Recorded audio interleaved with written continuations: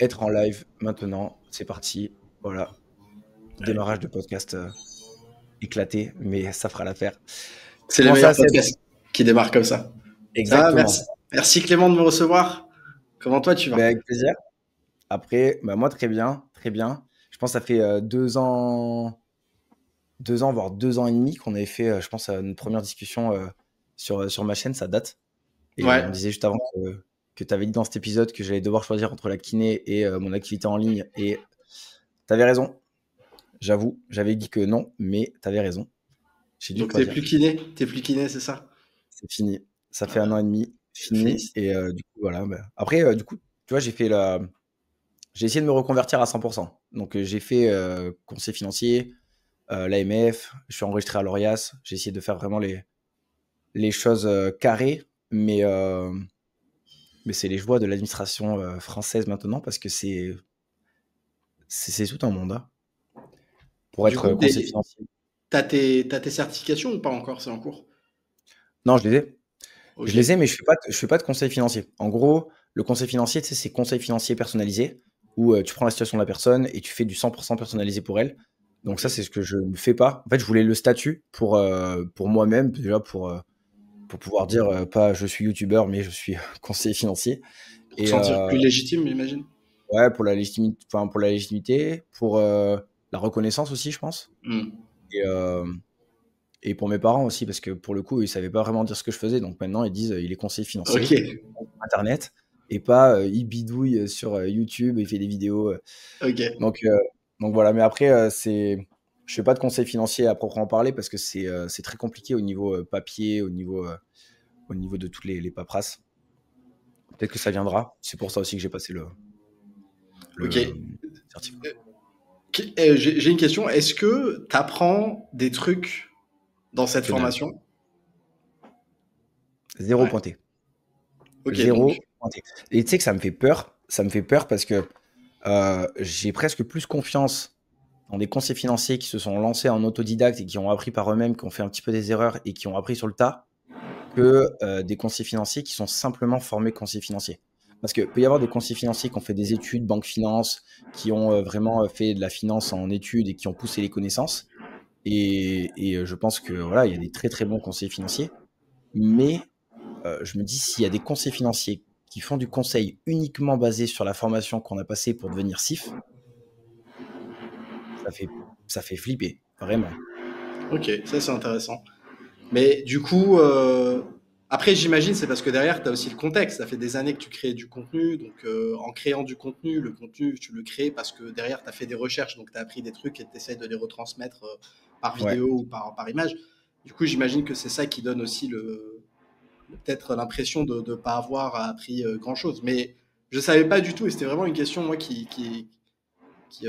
pour laquelle j'étais vraiment très curieux d'avoir la réponse. C'est est-ce que si moi je veux faire la formation, est-ce que je vais apprendre quelque chose ou c'est vraiment juste pour avoir un tampon sur une feuille quoi?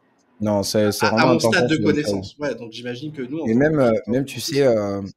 à un stade bien moins enfin, avancé que ce qu'on est nous, au niveau des connaissances et de la pratique en bourse, on va dire, parce qu'on était déjà investisseurs avant même, je pense, de commencer à en parler sur les réseaux, sur YouTube et tout. Ok, je suis passé en 4G, ça devrait être plus stable maintenant. Nickel. Du coup, ouais, je disais que, en fait, c'est beaucoup de réglementaires et qu'avec ce qui s'est passé en 2008, avec les subprimes et vraiment la mouise financière qui est partie de tout ça, en fait, il y a énormément de régulations, notamment en Europe, qui sont arrivées et c'est beaucoup, beaucoup de réglementaires, plus que de l'apprentissage. On t'apprend pas à analyser une entreprise, par exemple. On t'apprend pas, enfin, on t'apprend pas la construction de portefeuille, on t'apprend pas vraiment du pratico-pratique. Ok. Et c'est Ouais, c'est dommage. purement théorie, je pense. Et ouais, c'est le niveau 1, le conseil financier, tu vois, le statut de CIF, c'est un peu le niveau 1. Après, tu as d'autres diplômes qui sont beaucoup plus poussés Hmm. sur voilà, la gestion de portefeuille, etc. C'est d'autres Ouais. choses à passer. Mais vraiment, le diplôme pour être conseiller financier et pouvoir conseiller les gens, c'est celui-ci. Et il te donne la légitimité et tu peux le faire. Mais pour moi, c'est pas suffisant. Après, Ok.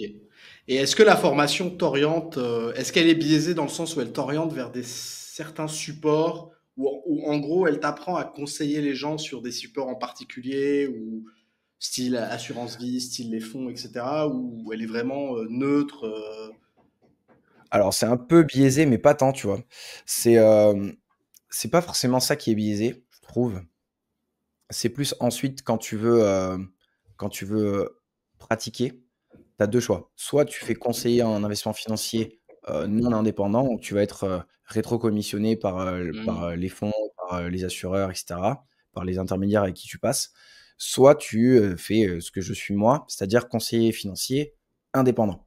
Et là, du coup, tu touches 0 rétrocom, donc tu as aucun conflit d'intérêt et en fait, c'est tellement peu développé ce genre de conseil financier. C'est Thomas Creton, je sais pas si tu connais, je pense que tu as peut-être fait un podcast avec Ouais, lui. ouais, Euh, j'ai eu une discussion avec lui. et ben voilà, ben, j'échange souvent avec lui. On est devenus potes aussi après avoir discuté. Et lui, il est pareil, conseiller en investissement financier indépendant, comme Thomas Mayol, comme pas mal de mecs sur YouTube. Et en fait, c'est un monde qui est étranger à la majorité des conseils financiers, aux associations de professionnels qui régissent un petit peu tout ça, parce que personne fait ça. Et donc, du coup, presque si tu veux faire de l'indépendant et du sans conflit d'intérêt et vraiment essayer d'être le plus transparent possible, ben, c'est gênant. Ok. Et ça, par contre, tu vois, c'est ce qu'on essaie un peu de combattre, je pense, avec certaines personnes sur les réseaux qui sont, comme moi, devenus conseillers financiers, tu vois. Ouais, après, c'est deux business models différents. Celui sur les rétrocommissions, ça va être un modèle de parrainage slash affiliation, alors que Mm. l'indépendant, ça va plutôt généralement être sur de la prestation de service Les facturée, honoraires, ouais. ouais, des honoraires, quoi. Facturée Ouais, c'est plutôt à ça. l'heure, etc. Tu vois. Et il y a des modèles pour lesquels enfin, des types d'investissements pour lesquels ça peut très bien coller. Par exemple, les SCPI, il n'y a Mhm. pas forcément de frais supplémentaires à passer par un conseiller en investissement financier, parce que c'est la SCPI qui va rétrocéder au conseiller, mais sur sa marge à elle. Donc le client ne Mhm. paye pas plus. Et ça, pour le coup, bah, moi, j'aurais aucun problème à faire ça. Tu vois, c'est simplement s'il y a des coûts supplémentaires pour les clients et qu'on se retrouve au final à avoir une banque déguisée qui te prend 2% de frais, bah, ça, c'est Mhm. plus gênant et je pense que toi comme moi et toutes les personnes sur les réseaux, c'est un peu le message qu'on véhicule pour essayer d'optimiser nos Mhm. investissements. Ouais. Après, je pense il y a plein de supports, il y a plein de supports et de produits financiers aujourd'hui qui existent, je pense, qui existent encore juste parce qu'il y a ce concept de rétrocommission. Alors que techniquement, dans les faits, ils ne devraient plus exister parce que selon la loi du marché, ils sont devenus complètement obsolètes. Tous les Ouais. fonds, là, avec les frais, toutes les assurances vie qui prennent Mmh. des 3-4% par an, enfin, ça, c'est devenu complètement obsolète, tu vois ce que je veux dire. Ouais. Et pourtant, ils existent encore, et je pense qu'ils existent encore parce qu'il y a encore des conseillers ou des banquiers, etc., qui les conseillent à leurs clients et qui prennent des commissions dessus, tu vois. Et ça existe parce qu'il y a il y a cette, il y a cette base de clients qui sont pas, où ils sont mal encore éduqués en France Ouais. et qui enfin, pour eux, c'est encore normal d'avoir des trucs qui vont prendre, prélever 3-4% par an, tu vois. Alors que Mais techniquement, ça devrait plus exister, en fait.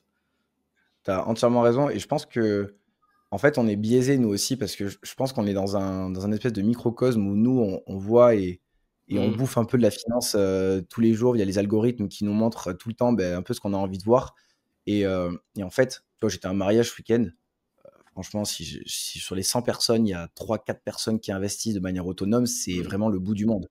Donc Ouais. je pense qu'il y a encore un énorme boulevard pour développer, justement cette éducation financière en France et qu'il y a beaucoup moins de personnes qui sont alertées là-dessus que ce qu'on pense nous parce qu'en fait, on baigne dedans, donc on a l'impression que c'est normal, mais c'est très, très loin de Mmh. la normalité et en fait, oui, il y a quand tu regardes les assurances vie, par exemple, de mes parents, c'est la génération, tu sais, qui a compris qu'il fallait investir mais qui avaient absolument pas accès à l'information comme nous, on l'a aujourd'hui, et qui du coup ont fait confiance à des experts, donc notamment les banques. Et quand tu regardes ce qu'ils ont dans le portefeuille, mais c'est triste à mourir. Mon père, je crois que sur son PEA, en 20 ans, il a fait moins que le livret A annualisé, avec Ouais, les frais, les fonds qui étaient pourris. C'est c'est une catastrophe, tu vois. Ça devrait même pas être, ça devrait être sanctionné presque, tu vois. ouais, ouais, ouais, carrément. Je pense que ces fonds, Carrément. ils existent parce que, voilà, ils sont là, et ils végètent un peu dans des portefeuilles qui sont là depuis un petit moment et petit à petit, ça va se réguler, hein. Je sais que, tu vois, mon frère, moi, bosse, en hedge fund, donc il est trader en hedge fund et son fonds, enfin, son hedge fund à lui a de moins en moins de fonds, tu vois? Donc, tu sens quand même que la gestion active est en train petit à petit d'en pâtir, de payer un peu les fruits, enfin, de payer, d'être en concurrence directe avec les ETF, avec la gestion passive qui est très très intéressante aujourd'hui. Ouais. Mais il y a toujours, voilà, je pense, on a encore le temps avant que ça se termine complètement. Ouais. En parlant de, tu parlais de tes parents et tu parlais du mariage où il y avait que sur 100 personnes, il y en avait que 3 qui investissaient. Euh, j'ai l'impression qu'il y a un saut parce que ce qui a vraiment bien marché avec notre génération et les plus jeunes, ça a été les cryptos. C'est-à-dire Ouais. que j'ai l'impression que l'ancienne génération, qui est donc celle de tes parents, qui était sur les assurances vie, etc., en fait, qui étaient des gens qui investissaient. Mm. Euh, Ensuite, il y a eu un trou, j'ai l'impression, autour de notre génération, où on avait un peu délaissé ça. Et il y a eu le rebond des cryptos, tu vois. Euh, Ouais. mais j'ai l'impression qu'il y a une génération qui a sauté, en fait, qui est un peu la nôtre ou autour de la nôtre. Et, C'est c'est-à-dire que je pense que tu trouveras plus de jeunes qui ont des bitcoins ou de l'Ether que des actions ou des ETF, tu vois ce que je veux dire. ouais, je pense que ça, je suis entièrement d'accord, mais je sais pas si c'est corrélé avec la compréhension de ce qu'ils font. Parce que je sais pas si tu as parlé un peu à des investisseurs crypto qui sont un peu débutants, mais en fait, ils ont mis là parce que c'est à la mode et que c'est, voilà, tout le monde en parle et que c'est un peu, c'est la trend de la crypto et qu'ils l'ont vu exploser dans les cycles avant et qu'ils se disent, bah, j'ai raté le premier train, donc je vais rentrer dans le deuxième. Mais j'ai pas l'impression qu'ils aient vraiment une stratégie et une compréhension. Et moi, enfin, je parle souvent avec les investisseurs crypto, je les challenge un petit peu euh, en leur disant, est-ce que aujourd'hui, si tu mettais 80% de ce que tu avais sur les cryptos, là, tu serais à l'aise? Et en fait, je leur dis, mais tu investis, oui, mais tu investis tellement peu que même si tu fais une performance de fou, par rapport à ce que tu as et par rapport à ton patrimoine, c'est pas ça qui va avoir un impact majeur. Et en fait, les investisseurs crypto qui sont jeunes, j'ai l'impression qu'ils, oui, ils investissent, oui, ils s'intéressent un petit peu, mais pas assez pour se dire, OK, ben, on va vraiment mettre en place une strat globale, cohérente, où je vais pouvoir vraiment investir et que ça ait vraiment un impact sur ma vie et sur mon patrimoine. Parce que Hmm. là, tu vois, moi, ça fait 6 ans que j'investis, même un peu plus. J'avais commencé en IMO avant. Bah, les premiers résultats, tu vois, le tout début des intérêts composés, je commence à le voir maintenant. Où mon portefeuille, il est à entre 120 et 130 presque. Mais Hmm. quand tu fais 5% sur ça, ça fait quand même un gap intéressant. Ouais, mais de toute façon, Et c'est ce qu'ils disent, c'est que c'est à partir des 100 000, les premiers 100 000, c'est les plus durs, et c'est à partir des 100 000 où tu commences à vraiment sentir l'effet boule de neige, tu vois, justement par rapport à ce que tu as dit, parce que 10 euros, quand 10% de 10 euros, c'est juste un euro, alors que 10% de 100 000, c'est 10 000 euros, tu vois. Et ouais, ça se compose de plus en plus. Donc, donc ouais, il y a l'effet boule de neige, effectivement, et aussi, pour l'histoire des jeunes et des cryptos, je pense que ils ont été attirés en fait par l'histoire initiale du Bitcoin où c'était vraiment à quelques centimes et aujourd'hui c'est autour des 100K, mais ça représente une évolution de plusieurs millions de pourcents, tu vois. Là aujourd'hui, ouais, je pense pas que ça soit réalisable qu'un Bitcoin ou qu'une crypto fasse plusieurs millions de pourcents en l'espace de non. quelques années, tu vois. Je pense que ça va encore monter. Enfin, je pense. En fait, j'en sais rien. Et ça, c'est aussi, c'est un truc qui m'énerve avec les mecs de la crypto. J'ai rien contre eux. Genre, j'ai dit ça de manière un peu énervée, mais tu sais, c'est sûr, ça va monter, tu vois. C'est sûr, le bull run, il va arriver. C'est sûr, la crypto, elle va atteindre 500 000. Mais sûr de rien, les gars. Genre, ça arrivera peut-être, mais vous êtes absolument sûr de rien du tout. Et je sais pas si tu vois un peu ce discours autour de la crypto, si ça te parle un peu ce que je dis, mais cette certitude. Ouais, enfin après c'est les maximalistes qui ont qui ont une certaine vision du monde et de l'écosystème et parfois ils te parlent de manière un peu hautaine, tu vois. Parfois ils te parlent un peu de manière hautaine sur ce qui va arriver et ce qu'ils pensent qui va arriver, tu vois. Mais Ouais. au-delà des personnes, enfin c'est plus l'actif en lui-même qu'il faut. Après, je sais pas toi, qu'est-ce que t'en penses, mais il faut pas faire all-in dessus, tu vois. Pour moi, il faudrait pas faire all-in Non, dessus. Ça reste un je actif, pense qu'il ça faut. reste une catégorie risquée, tu vois. Ouais. Mais je pense que petit à petit, ça devient quand même une classe d'actifs à intégrer, tu vois. Aujourd'hui, ne pas Hmm. avoir du tout de crypto, pour moi, c'est un peu dommage. Ça veut pas forcément dire qu'il faut en mettre beaucoup. Je pense qu'encore une fois, il faut se raccrocher à qui on est, à notre profil, à est-ce qu'on est à l'aise avec la volatilité, avec voilà, notre patrimoine aussi. Je vais pas mettre 10K si mon patrimoine il a 15K. Ouais. Mais ne pas en avoir, je pense que c'est dommage aussi. Après, ce qui me dérange avec les cryptos, c'est que j'ai du mal à les analyser, tu vois. Euh, En 2021, quand tu sais, c'était le troisième bull run, qu'il y avait beaucoup de projets qui sortaient avec, avec tu sais, des projets genre VeChain, ce genre enfin, il y avait beaucoup de projets, des petites alt crypto, là, Hmm. avec des projets derrière, et les gens parlaient des projets, tu vois. Mais les projets, ils étaient balbutiants, genre vraiment, c'était le tout début d'un tout petit truc, et il y a plein de projets qui n'ont jamais vu le jour. Et c'est ça que j'ai du mal à analyser avec les cryptos. C'est pas comme une entreprise où tu peux analyser des finances, tu peux analyser le business, tu peux analyser voilà, la masse salariale, tu peux analyser les produits, les fournisseurs. Enfin, tu peux tout analyser sur une boîte. Tu peux la décortiquer. Une crypto, c'est beaucoup plus complexe. Et je sais pas si ça rend du coup le truc plus simple ou plus dur pour faire des bons choix. Je sais pas. T'investis toi un peu en crypto? Pas dit. Alors, j'allais justement en parler. Donc, quand j'ai investi il y a quelques temps sur un robot advisor, sur des ETF. Et un robot advisor, pour ceux qui savent pas, c'est un gestionnaire automatique de portefeuille. Et généralement, ce sont des ETF où en gros, tu réponds à quelques questions sur ta tolérance au risque, sur est-ce que tu as quel âge, est-ce que tu préfères de la croissance ou quoi. Et il te sort à la fin un portefeuille d'ETF, il te dit voilà, je vais t'investir 70% de tes investissements sur cet ETF, etc., etc. Et donc il m'avait créé en investissement automatique sur ces portefeuilles, sur ce portefeuille qui était composé de 6 ou 7 ETF. Et il y a un des ETF, il m'avait mis 5% de Bitcoin. Parce que je lui ai dit que voilà, j'étais encore jeune et que moi, mon objectif, c'était de la croissance sur long terme. J'ai pas peur des chutes immédiates. Euh, En gros, j'étais en train de lui dire, mais moi, full risque et réduis-moi au maximum les obligations. Et donc, il m'a foutu 7 ETF, des obligations, des actions, et il m'a mis 5% sur un ETF, le Grayscale, qui n'est pas Ouais. disponible en France, parce qu'il n'est pas UCITS, mais comme je suis pas en France, donc j'ai pu l'acheter. Il m'a mis 5% dessus. Et aujourd'hui, si je vais sur le portefeuille, c'est l'ETF qui a le plus gros retour sur investissement, où j'en Ça fait suis à quoi? plus 260% dessus. Ah ouais, sale. Et Ouais. t'avais investi quand? C'est quand que t'as commencé? C'était aux alentours de 2021. Ah ouais, oui, donc ça fait quand même un petit 2021. moment. Et même 2021, c'était peut-être le Bitcoin était élevé, mais ensuite, t'as fait quoi? T'as fait 2021, du ouais, DCA, c'est ça? effectivement, c'était quand le Bitcoin était autour des 60K, ouais. Ouais. Et ensuite, t'as fait de l'investissement régulier, du DCA dessus Non, ça fait longtemps que mensuel? j'investis dessus. Ça fait longtemps que j'investis T'avais dessus. mis, t'avais posé et... Ouais, j'avais fait du DCA pendant quelques mois et ensuite j'ai arrêté. Mais là, je les ai toujours et ça tourne toujours.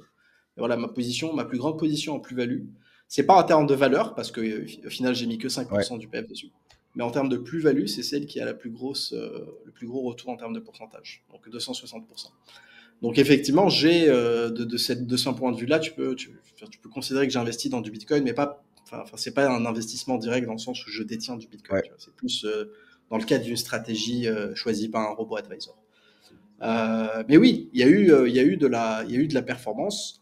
Euh, je regrette pas que ça soit que 5%, parce qu'au final, c'est pas ma stratégie de faire all-in sur ça.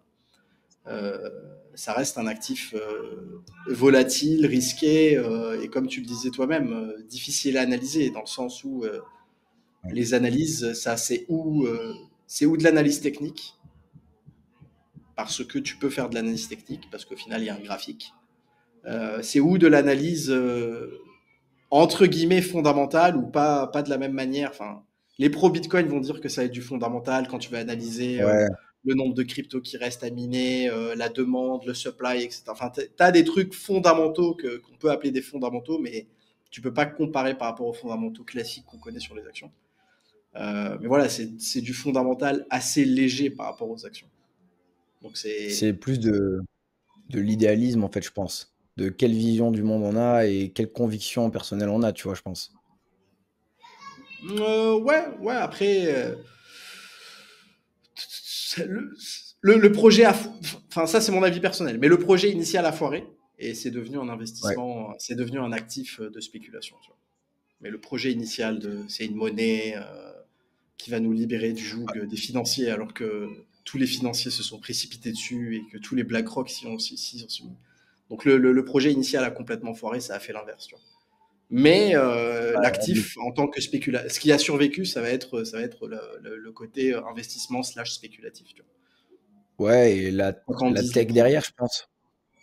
Oui, et Ouais, la ouais, technologie enfin, aussi, je pense, pour être adaptée à plein de choses, mais effectivement, ouais, le projet initial d'être décentralisé en dehors de tout circuit, on va dire, habituel dans la finance, bon, c'est vrai que c'est bien foiré, mais enfin, c'est foiré, oui et non, parce qu'il y en a toujours, il y a toujours les irréductibles gaulois qui ont les petits bitcoins sur les ledgers, et ça, c'est très bien. Je pense aussi qu'il faut ouais, mais rester dans cette enfin, là.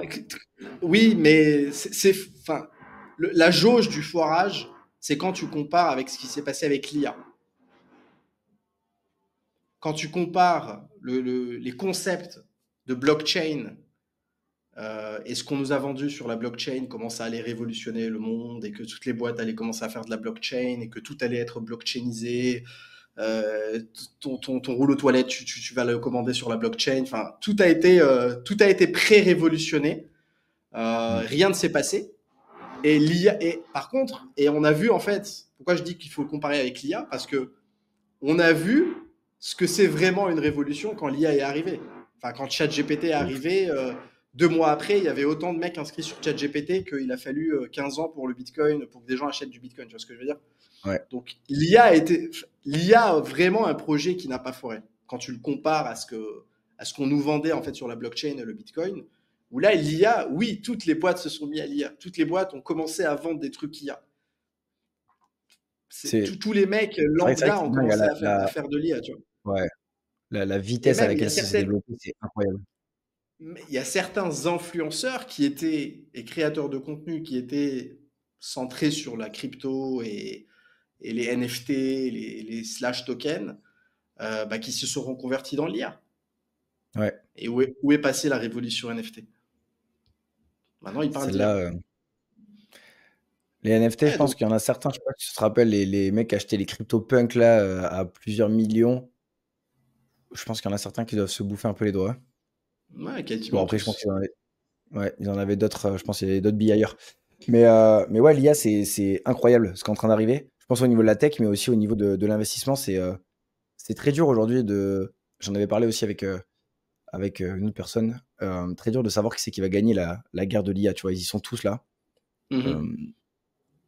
c'est Moi, j'ai fait un choix d'investissement, par exemple, c'est plutôt d'investir sur les équipementiers au niveau de l'IA, donc tout ce qui va être ASML, Applied Materials, parce que j'investis aussi sur on va dire ceux qui vont produire de l'IA comme Google, etc. Mais j'ai aussi décidé d'investir sur le haut de la chaîne parce que j'ai aucune idée de qui c'est qui va devenir leader, tu vois. Et on est encore dans un marché qui est tellement nouveau, mais tellement gros déjà, tu vois, c'est fou là quand même la vitesse à laquelle ça s'est développé. Quand on voit les Mhm. milliards qui sont investis en CAPEX sur les data centers pour développer l'IA, que les boîtes qui sont les plus grosses multinationales du monde disent qu'ils n'ont pas assez de capacité pour pouvoir répondre aux besoins de leurs clients, tu dis quand même que Ouais. ça a déjà révolutionné, mais je pense qu'on est très très loin de la fin. T'as Oui, fait on quoi est comme. loin de la fin. Ce que j'ai vu, t'as. Vas-y, vas-y. Pardon, vas-y. Je te- Ouais, je pense qu'on est loin de la fin. On n'a encore rien vu. Enfin, là, on est vraiment sur la courbe. On est en train de voir sur l'IA, enfin, on est en train de voir à notre échelle ce qui s'est passé d'un point de vue technologique sur l'histoire de l'humanité. L'histoire de l'humanité, plus elle a avancé dans le temps, plus les choses se sont accélérées. Parce que quand tu remarques, les plus grosses inventions, l'humanité, elle a combien de temps? Elle a des millions d'années sur la planète. Pourtant, les Ouais. plus grosses inventions, les trucs qui ont changé vraiment, bah, elles datent en fait des 300 dernières années et 400 dernières années. Et plus en fait tu t'approches de notre date actuelle, plus il y a eu d'inventions. Parmi les plus grandes inventions des 400 dernières années, bah, les plus grandes inventions ont eu lieu en fait les 50 dernières années, tu vois. Enfin, Ouais. on a marché sur la Lune il n'y a même pas 60 ans. enfin, quand tu compares par rapport à ce qu'on fait aujourd'hui, enfin, il a fallu entre 60 ans et aujourd'hui pour tout ce qu'on a fait, alors qu'il a fallu des millions d'années pour qu'on arrive à créer une calculette assez puissante. C'est clair. Enfin, plus en fait on avance dans le temps, plus c'est rapide. Et donc l'IA, en fait, c'est la même chose. ChatGPT est sorti, ouais, génial, ça écrit du texte, ça, un peu Wikipédia, etc. Quelques mois plus tard, il commençait à faire ses premières photos. Quelques semaines plus tard, on a commencé à voir les premières vidéos. Tu vois, donc il y a un intérêt composé sur l'IA qui fait que ça s'accélère de plus en plus. Et là, enfin, et ça, en fait, ça avance à un rythme où tout le monde est surpris. Parce que chaque semaine, tu as un Ouais. truc qui sort, tu te dis non, mais c'est pas possible. Enfin, par exemple, tu as vu les vidéos de Google Mais c'est VO3 ça, là, qui est sorti, ça devient. qui Mais te ouais, sort mais des ça films. pour le Enfin, coup, tu te dis, mais ok, mais où on va là? bah, Donc là, ça là, devient flippant, hein. ouais, là, on est en Ça devient fait, flippant parce que ouais. et en fait, comme c'est intérêt composé, c'est pas, ouais, on verra dans 10 ans, ça sera, non, non, le deepfake et tout, c'est la semaine prochaine. C'est-à-dire C'est que la maintenant, ouais. semaine prochaine, mais on va vraiment commencer à se poser des questions sur tout ce que je lis et tout ce que je vois, est-ce que c'est fake ou pas? Alors que ça, Ben, c'est jamais arrivé, tu vois, avant. ça Enfin, a commencé, hein. globalement, il y a du fake, tu arrivais à le repérer ou tu avais tes sources, mais là, dans une semaine, on est vraiment. Il y a un mode à activer par défaut quand on se réveille le matin. Est-ce que ce que je Ouais. vois, c'est vrai ou pas? Mais ça a déjà commencé parce que j'ai vu là récemment une vidéo de Marine Lorpelin. Je sais pas si tu vois qui c'est l'ancienne Miss France qui est devenue médecin, qui fait Ok. du contenu sur les réseaux sociaux et qui du coup a fait une story et a fait une vidéo exprès pour montrer une vidéo d'elle qui disait du coup bah, n'importe quoi, enfin voilà, pas du tout ce qu'elle prône et ce qu'elle transmet comme message habituellement, en disant que cette vidéo était fausse. Et franchement, mm, nous on le voit, je pense. On le voit encore, peut-être pour pas longtemps, mais on a encore la petite distinction. Mais son public à elle, c'est pas forcément nous. C'est plus des personnes de 40, 50, Ouais. voilà, qui regardent peut-être un peu plus au niveau de leur santé. Nous, je touche du bois, mais voilà, on est encore autour de la trentaine. J'espère qu'on a encore quelques années sans trop de problèmes. Mais les personnes de 50 ans, ouais, mais moi, je me mets à la place de mes parents. Parce que les grands-parents, ils s'en foutent. Ils regardent pas. C'est pas, genre, ils ont pas trop Ouais. Insta, c'est pas trop leur truc. Mais la génération de mes parents qui arrivent aux alentours de 60 ans, je me dis, eux, Ouais, mais de toute façon, ils ont pas connu le il y a téléphone. des mèmes sur nos parents, tu sais, sur Facebook, il y a des screenshots où il y a quelqu'un qui crée Ouais, un compte et qui met une photo d'un super joli bébé IAisé, genre une meuf qui est à l'hôpital, ouais, je vous demande d'accueillir mon bébé. Et il y a un screenshot de tous les commentaires des Chantal et des trucs qui disent oh, bon, trop beau, merveilleux, tu vois, ils se foutent un peu de la gueule, c'est vieux. Mais toi, tu dis on a encore quelques années, mais non, Clément, on a encore quelques semaines. T'inquiète pas que ouais, je pense pas quelques justement, années, c'est non. ça l'effet Mais boule de neige, c'est que c'est plus rapide que tu penses. C'est plus rapide que tu penses. et C'est, tu vois, tu penses c'est que limite. Tu te rappelles quand Macron il s'est fait un peu, la vidéo qu'a tourné là avec sa femme ouais, en avion où il s'est fait gifler. Je crois qu'ils avaient même tenté de dire que c'était de l'IA généré par des. Ça, tu vois, c'est même, ça commence même à être une excuse, tu vois, sortie d'un point de vue sortie officiellement, tu vois. Donc c'est beaucoup plus mais rapide que là ce qu'on après, tu vois, pense. on en rigole, mais je pense que ça peut être extrêmement dangereux. Il va falloir réguler, hein, parce que voilà, je pense que toi, je pense que tu vois un peu dans la je crois que tu es toujours au Liban, hein, c'est ça? Ouais. Donc je pense que tu vois autour de toi, ça se passe pas forcément très bien dans la région, je crois. Là encore moins, là depuis, 2-3 jours, mais en fait, bon là malheureusement c'est vrai et c'est hyper triste, ce qui est en train de se passer, mais ça aurait pu être de l'IA, tu vois? Et tu dis, putain, mais en fait ça peut déclencher vraiment des catastrophes, ce genre de choses et ça peut être des paroles, ça peut être, des vidéos, d'attaques, ça peut être, des faux plans inventés, ça peut être enfin des fausses informations diffusées, c'est déjà le cas, mais je pense que ça va être tellement le level, au-dessus que c'est, je pense, une technologie de malade, mais ça peut nous foutre bien dans la mouise, je pense. Alors d'un point de vue militaire, l'IA est déjà utilisée. Alors généralement, ce qu'il faut savoir, c'est que toutes les technologies qui sont dans tes mains aujourd'hui, elles l'ont été aux mains des militaires Ouais, des bien. années auparavant, tu vois. Et ensuite, ils les réalisent au grand public. Ça a été le cas d'Internet, ça a été le cas des ordi, même des calculatrices, etc. Et donc l'IA, tu vois, l'IA, ça fait longtemps qu'elle est utilisée dans les cadres militaires. Et une des boîtes en fait qui est les plus avancées sur ça, c'est Palantir. Je sais pas si tu as entendu parler de Palantir. Ouais, je connais, ouais. Ils ont même sponsorisé la marche de Trump quand il a fait sa petite. Hier, il a fait sa petite marche militaire, là, une parade militaire. Et c'est vraiment à l'américaine où il y avait les sponsors Coinbase et Ouais. Palantir. Enfin, c'est un peu bizarre, tu vois. C'est Bon, comme si nous, le les 14 ricains, quoi. juillet, sponsorisé par LVMH. Enfin, c'était vraiment bizarre. C'est un délire. Donc, c'était sponsorisé par Palantir, par exemple. Et Palantir, c'est une boîte donc, qui fait c'est une CIA, c'est de la CIA privée boostée à l'IA, tu vois. Et eux, ils ont l'IA et c'est aussi incroyable ce qu'ils font. C'est terrifiant ce qu'ils font. C'est terrifiant. Les mecs, ils te prédisent l'ennemi est là, il faut avancer, ton bateau, ton avion, ça coordonne automatiquement plein. Ton champ de bataille Ouais. est coordonné à l'IA, ça donne des ordres aux équipes. Enfin, c'est juste incroyable et ça va être c'est aux mains des Américains et des Occidentaux en général. Tu vois. Donc l'IA est déjà présent en fait sur les conflits militaires.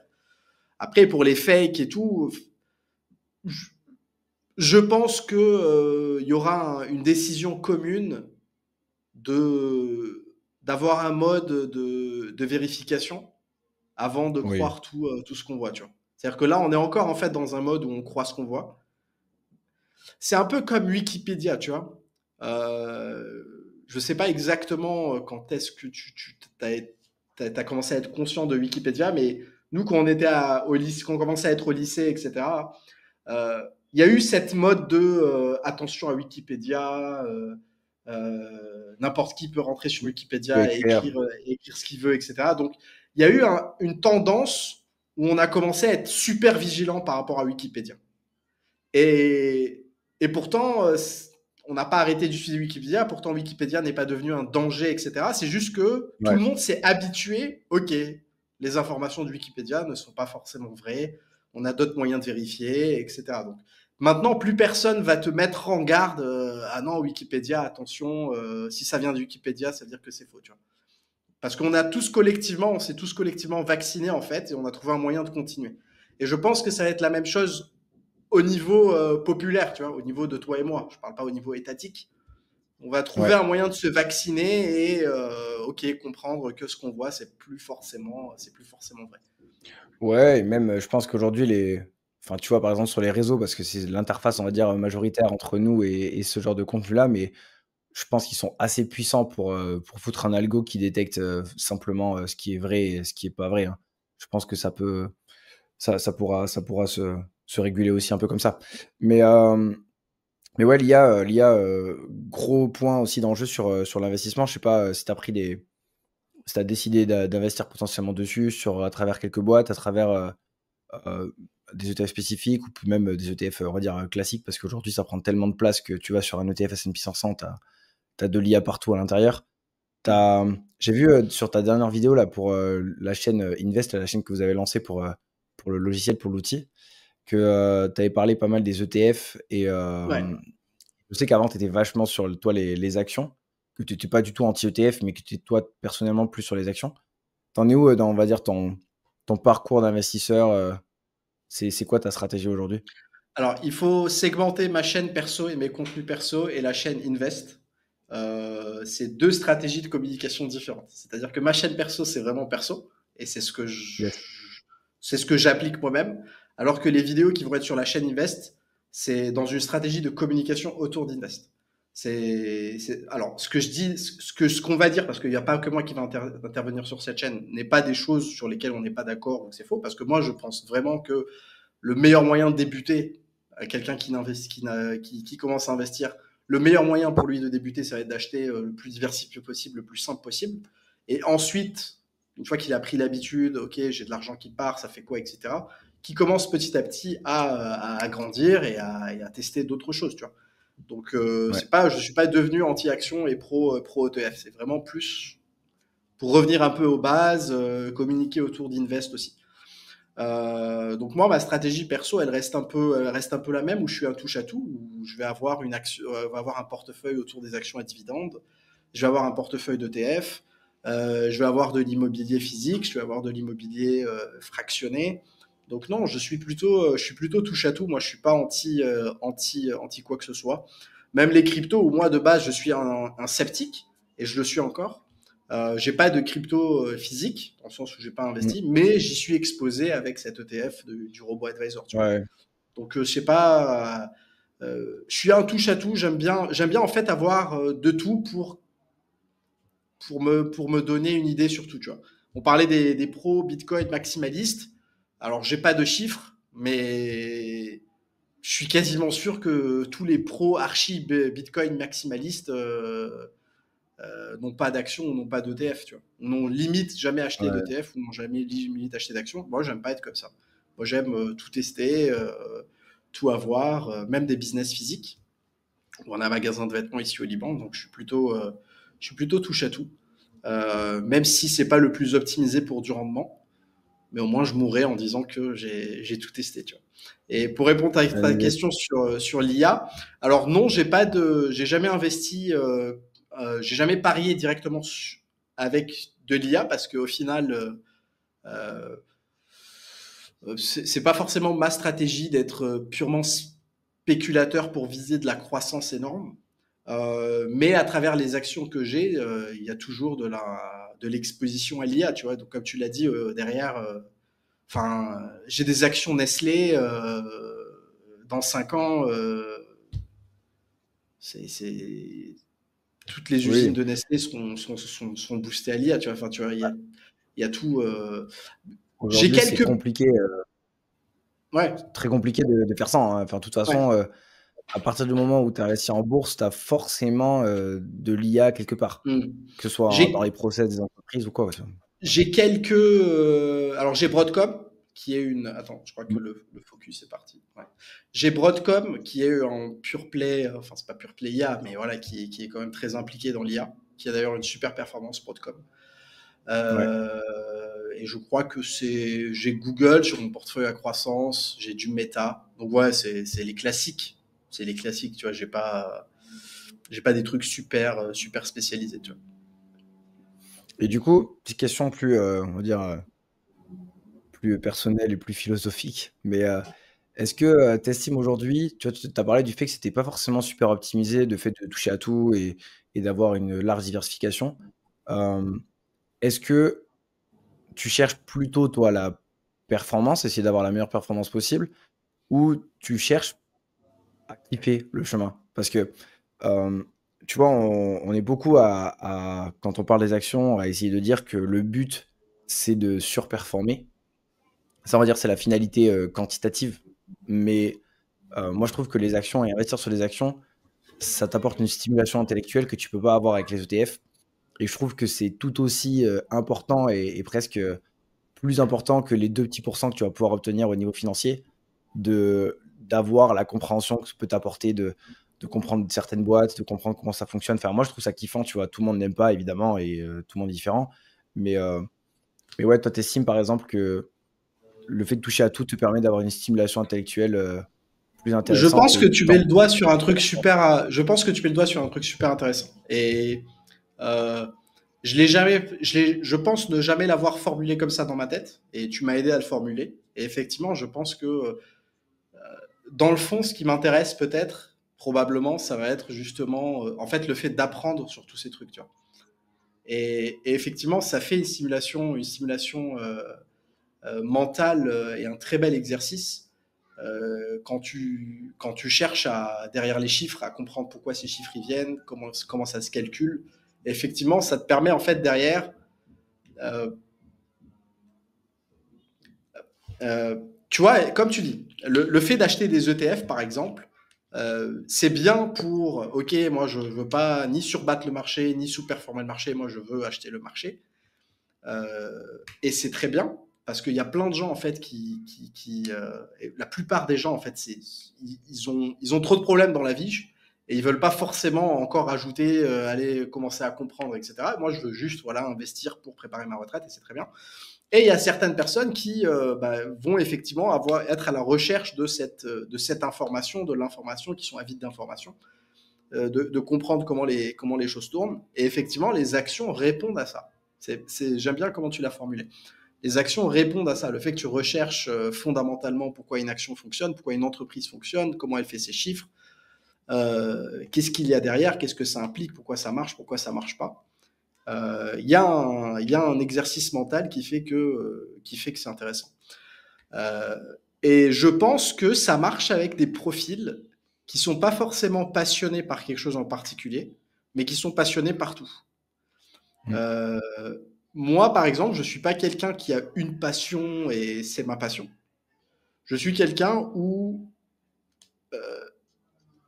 je peux m'intéresser à tout et n'importe quoi. C'est-à-dire que un jour, je peux être fasciné devant une usine qui fabrique des clous et regarder pendant des heures comment les clous sont fabriqués. Et le lendemain, je peux être fasciné par enfin, les dinosaures, tu vois. Et cette Ouais, fascination ces passions ponctuelles font que je peux passer des fois genre 3 heures sur la fiche Wikipédia d'un truc et je finis la fiche, j'ai lu toute la fiche et Wikipédia c'est très bien fait, tu cliques sur un lien, ça t'ouvre un autre lien, et, enfin ça te fait tomber dans un trou.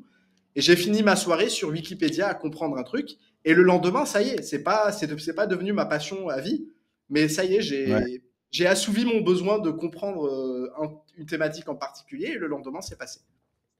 Et moi je suis ce C'est genre de personne. ouais. Bah, c'est marrant parce que je me retrouve vachement dans ce discours.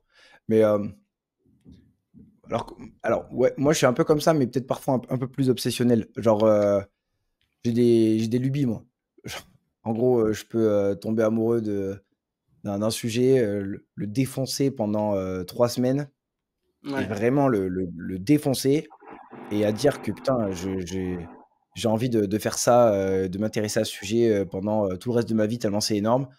Et puis ça va s'effriter, tu vois? La flamme de ce sujet, elle s'enlève et tu vois, le seul sujet qui est vraiment resté, et qui m'a passionné au point d'en faire mon métier aujourd'hui, c'est la finance, les finances perso, l'investissement en bourse. Vraiment, tu vois, quand je suis tombé dedans, je suis vraiment tombé dedans comme, je suis tombé dans d'autres sujets avant et celui-là, par contre, il m'a capté et puis je l'ai jamais laissé partir, tu vois?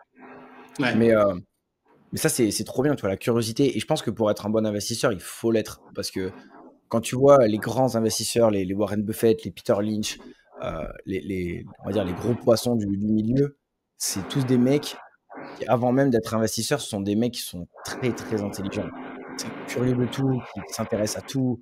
C'est, je pense que c'est une qualité je sais pas, je pense que ça se travaille. Je pense que c'est inné aussi un petit peu, mais je pense surtout que ça se travaille, la curiosité et la soif d'apprendre parce que c'est vraiment quelque chose qui apporte et on en revient un petit peu au pourcentage et à la performance du portefeuille. Moi, tu vois, aujourd'hui, je suis presque un peu fatigué de devoir, justifier, la performance, tu vois? Parce que Mm. bon, on fait ça et on va dire que pour être un «bon investisseur» entre guillemets, aux yeux des personnes, qui investissent en ETF, parce qu'il y a toujours un peu cette guerre entre ETF, actions, bah, il faut dire et montrer patte blanche en disant: «Beh, regardez, j'achète des actions et regardez ma performance, je me démerde pas trop mal, je fais mieux». Et ça, c'est un peu la validation quantitative, mais je pense que parce que pour il y a plein de gens qui comprennent pas la stimulation intellectuelle que ça peut apporter et que c'est juste kiffant, quoi. Comme n'importe quel sujet, comme quand tu vas faire un sport et que tu fais des entraînements et que tu deviens meilleur de jour en jour, ben voilà, c'est kiffant. Je pense que ça sécrète un peu de dopamine, tu vois? Comme pour les marathoniens qui, partent courir une fois et qui finissent à parcourir 4 fois par semaine parce que, voilà, ça leur procure un plaisir de ouf. Ouais. Je pense que pour Ouais, les après, investisseurs en action, c'est pareil. effectivement, il y a cette pression sur la. Enfin, effectivement, je pense qu'il y a cette pression sur les stock pickers euh, qui doivent se justifier de pourquoi ils sont stock pickers alors qu'il y a des ETF. Et la seule Mmh. manière de les justifier pour l'instant, c'est de montrer ah, mais parce qu'on fait mieux que les ETF. Ouais, Je pense que c'est ça le. La problématique du débat, elle est autour de ça en fait. C'est que les stock pickers doivent tout le temps justifier pourquoi ils sont pas sur des ETF. Alors que les ETF, c'est bah, tu perds pas de temps et tu fais souvent mieux, parce qu'on va dire que les particuliers, toujours, ils font moins que enfin, font moins que les marchés. Et effectivement, la seule manière qu'on a trouvé de se justifier, ça va être de oui, mais regardez, je fais mieux, ou etc. Alors ouais, qu'effectivement, il y a le plaisir de rechercher une action, il y a le plaisir d'être propriétaire d'une action, il y a vraiment un plaisir. Enfin, moi, ça me fait plaisir de savoir que j'ai des actions, par exemple, sur Broadcom. Ça me fait plaisir de savoir que j'ai des actions chez Google. Alors que quand tu es un ETF, oui, tu es exposé à ces boîtes, mais tu te sens pas. propriétaire enfin, t'as pas l'impression d'être propriétaire de ces boîtes-là, tu vois ce que je veux dire. Et parfois, il y a Ouais, du plaisir. Souvent, les stock pickers, ils ont le plaisir d'être actionnaires de certaines entreprises. ouais, Euh, de suivre un peu la vie de la boîte. Et puis, moi, j'ai une théorie, et c'est une théorie propre à moi-même. J'en ai déjà parlé quelques fois sur la chaîne, mais euh, pour moi, il y a deux types d'investisseurs ETF. Il y a le vrai investisseur ETF qui vraiment n'aime pas enfin, qui n'aime pas la bourse, qui fait ça par nécessité. Et lui, je pense que c'est un très bon investisseur ETF et enfin, c'est vraiment fait pour lui et il restera comme ça. Et je pense qu'il y a les mauvais investisseurs ETF qui investissent dans les ETF parce qu'ils n'ont pas forcément les compétences et pas forcément envie, dans un premier temps, d'aller plus loin. Mais ces personnes-là vont dévier, tu vois, à un certain moment. Parce que ça devient trop ennuyeux, parce que, en fait, au final, c'est peut-être plus intéressant que ce qu'ils avaient pensé à la base. Et soit ils vont aller sur des actions, soit ils vont aller spéculer sur la crypto, soit ils vont devenir, tu vois, même peut-être investisseurs immobiliers, à passer énormément de temps dans les travaux, etc. Au final, tu vois, si on fait un parallèle entre le stock picking et l'investisseur IMO, il est peut-être encore moins efficient qu'un stock picker parce que même si le stock picker il fait 1% de moins que le marché, il fera sûrement toujours mieux niveau rapport temps argent qu'un mec qui va se retaper un appart. Pourtant, on ouais. ne dit pas au mec qui se retape un appart qu'il est con et qu'il fait les mauvais choix. Tu vois et je pense qu'il y a beaucoup, voilà, il y a les faux investisseurs ETF qui font ça parce que c'est le discours un peu ambiant de t'es débutant, tu dois faire ça. Mais je pense que c'est pas, voilà, sur le long terme, c'est pas forcément des personnes qui resteront sur les ETF. Et je pense aussi qu'il y a beaucoup d'investisseurs ETF qui malheureusement pensent que c'est simple, alors qu'en réalité, il y a aussi toute une partie psychologique de l'investissement qui n'est pas si simple que ça. Et mine de rien, depuis qu'on est tous arrivés sur les réseaux, c'est-à-dire, on va dire, le Covid, à cette époque-là, on est quand même beaucoup à être arrivés. Il n'y a pas eu d'énormes catastrophes. Il y a eu 2022 où ça a baissé un petit peu, mais c'était assez lent. Il y a eu là le début d'année où en fait ça a été un flash crash de 20 crash entre guillemets parce que c'était que 20%, mais tout va bien dans le meilleur des mondes quoi. Et je me dis le Ouais. jour où vraiment vraiment ça se pète la gueule, moi je suis à l'aise avec mes actions. Ça me fera mal, mais je suis à l'aise avec mes actions et je suis à l'aise avec ma stratégie, je sais ce que je fais. Les gens qui investissent que sur des ETF qui sont jamais allés plus loin, je me demande comment ils vont réagir. Ouais, après, j'ai l'impression que ceux qui, le point principal d'éducation autour de l'ETF, c'est que, en fait, quand tu regardes un peu tous ceux qui parlent des ETF, en général, l'argument principal, c'est que sur long terme, les marchés sont toujours croissants Aussi. historiquement. Tu vois, ils sont toujours historiques. Donc, je pense que le seul point de raccroche en fait des débutants qui ont des ETF, ça va être ça, tu vois. Sans profondeur en fait, sans profondeur parce que euh, quand tu vas détenir des actions, tu auras plus de profondeur sur OK, mais pourquoi c'est croissant? Parce que derrière tu comprends le business. OK, là Google s'effondre parce que il y a un truc qui s'est passé, il y a un Covid ou il y a je sais pas quoi, mais les recherches sur Google sont toujours là, le chiffre d'affaires sont toujours là, je sors le bilan trimestriel, je vois comment ça s'est passé, les marges. Ok, tout va bien pour le. Enfin, tu comprends en fait pourquoi tu conserves Google. Tu comprends pourquoi sur le long terme Google est là. Alors que les débutants, quand ils voient un crash et que leur SP500 commence n'importe quel ETF commence à descendre, s'ils sont débutants et ils n'ont pas cette profondeur en fait de réflexion, bah ça suffit pas, je pense, de se raccrocher. Oui, mais vous inquiétez pas, sur le long terme, les marchés sont aussi. Ouais. Surtout que ça fait, tu vois, ça fait quand même de très nombreuses années que les marchés sont haussiers, mais il y a quand même des longues phases où ça l'est pas vraiment, hein. Parce que plus on dézoome, plus on a l'impression que les chutes sont faibles. Mais ceux qui ont commencé en 1998, bah, ils ont dû attendre un bon moment, hein, parce qu'entre Ouais, 2000 et 2008, il y a eu une décennie perdue, ouais, il y a eu une décennie perdue sur ouais. le SP500. Et Le en fait, Japon aussi, il y a eu beaucoup d'attentes ouais, sur le Japon. Je crois que jusqu'à Le maintenant, le Japon, ouais, Japon, bah, ça repart un peu, je crois. Il commence à sortir un peu de ouais. la tête de l'eau, mais ça a été long. Ouais, ça a été Mm. très très long. Et, euh, et du coup, pour revenir un peu à la strate, on va dire globale, et les actions, les ETF. Alors, pour le coup, je pense que les gens qui suivent ma chaîne le savent, mais je suis pas du tout anti-ETF, hein. Au contraire, j'en ai et j'estime que c'est un très très bon véhicule. Et moi, j'ai les deux, hein. Tu vois, j'ai un portefeuille ETF, un portefeuille actions, et que la diversification des ETF me permet de prendre parfois plus de risques sur les actions, C'est ça. avoir des positions plus fortes et me raccrocher à mes plus fortes convictions. C'est Et que ça. sans cette diversification des ETF, ben, je pourrais peut-être moins faire ça. Donc ça, c'est un peu ma stratégie. Et, euh, et du coup, on va parler aussi un peu d'invest, parce que Juste, j'ai fait pardon Clément, juste avant qu'on parle Vas-y. d'Invest, j'ai une question. Qu'est-ce que Yes. tu penses, parce que c'est un sujet de vidéo sur lequel je suis en train de travailler.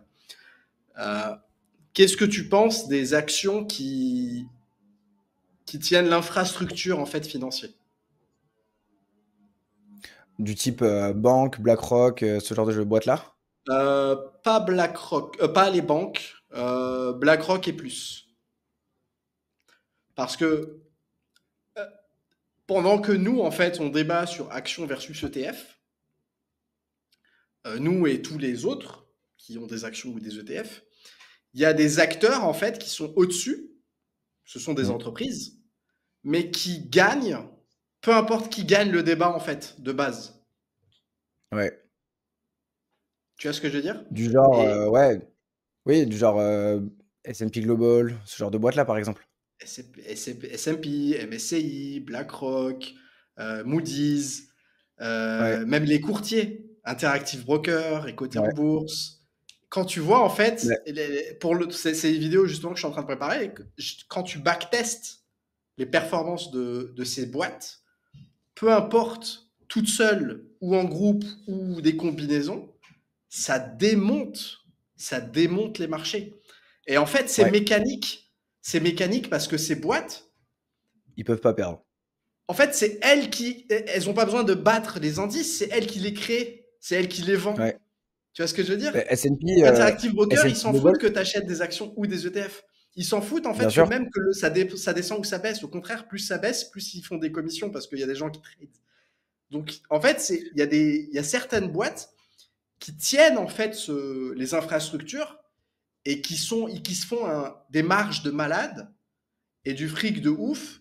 Et quasiment personne en parle, tu vois, parce que il y a pas Tesla, Mm. c'est pas des Tesla, il y a pas des Elon Musk qui font rien d'IA, c'est C'est vraiment très moins basique, sexy. genre très très basique, genre c'est commission, c'est tu payes des licences, genre S&P Global, C'est ils ont créé l'indice et ils vendent des ouais, licences, vendent c'est une licence pour que Amundi derrière puisse appeler son ETF S&P 500, tu vois. C'est c'est vraiment des ça. trucs de base à la con et ils se font les couilles en or. Ça bat le marché à plat de couture. Genre, tu regardes la performance de MSCI, mais c'est incroyable. C'est Ouais. incroyable. Et Et puis ils ont ils sont 5000 les mecs. Hein. C'est pas des ouais, Amazon ouais, ils sont qui très a cool. un million d'employés à travers le monde. Ils sont 5000, tout est automatisé et c'est eux qui tiennent le C'est marché, tu vois. c'est une boîte, moi, S&P Global, que j'apprécie beaucoup, sur laquelle je crois que c'est la troisième plus grosse boîte de mon portefeuille. Ok. J'ai depuis un bon moment. Et qui est vraiment super intéressante parce qu'il fait, comme tu l'as dit, en fait, c'est des mecs qui peuvent pas perdre. Ils peuvent ralentir, mais ils perdent jamais. Genre, parce qu'avec les licences qu'ils ont vendues, avec, tu vois, j'ai toute l'analyse devant le nez, mais en gros, ils ont toute la partie notation financière. Ouais. Donc, les pays, les entreprises auront toujours besoin de notation financière. Donc, en fait, il y a que 2 ou 3 acteurs là-dedans et S&P Global est un des leaders.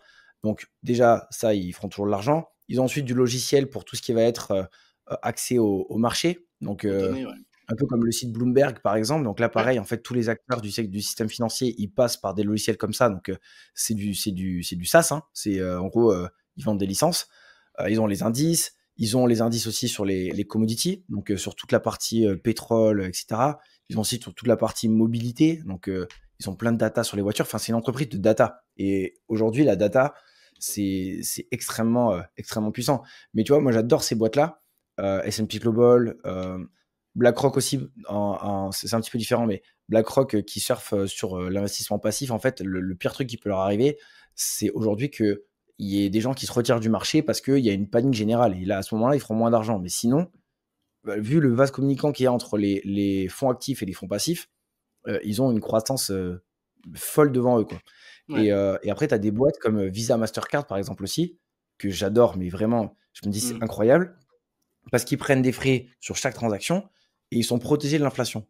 Parce que toute l'inflation globale, bah, ça se Ouais, ressent dans la pompe, ça se ressent dans tes courses, et ils prennent un pourcentage.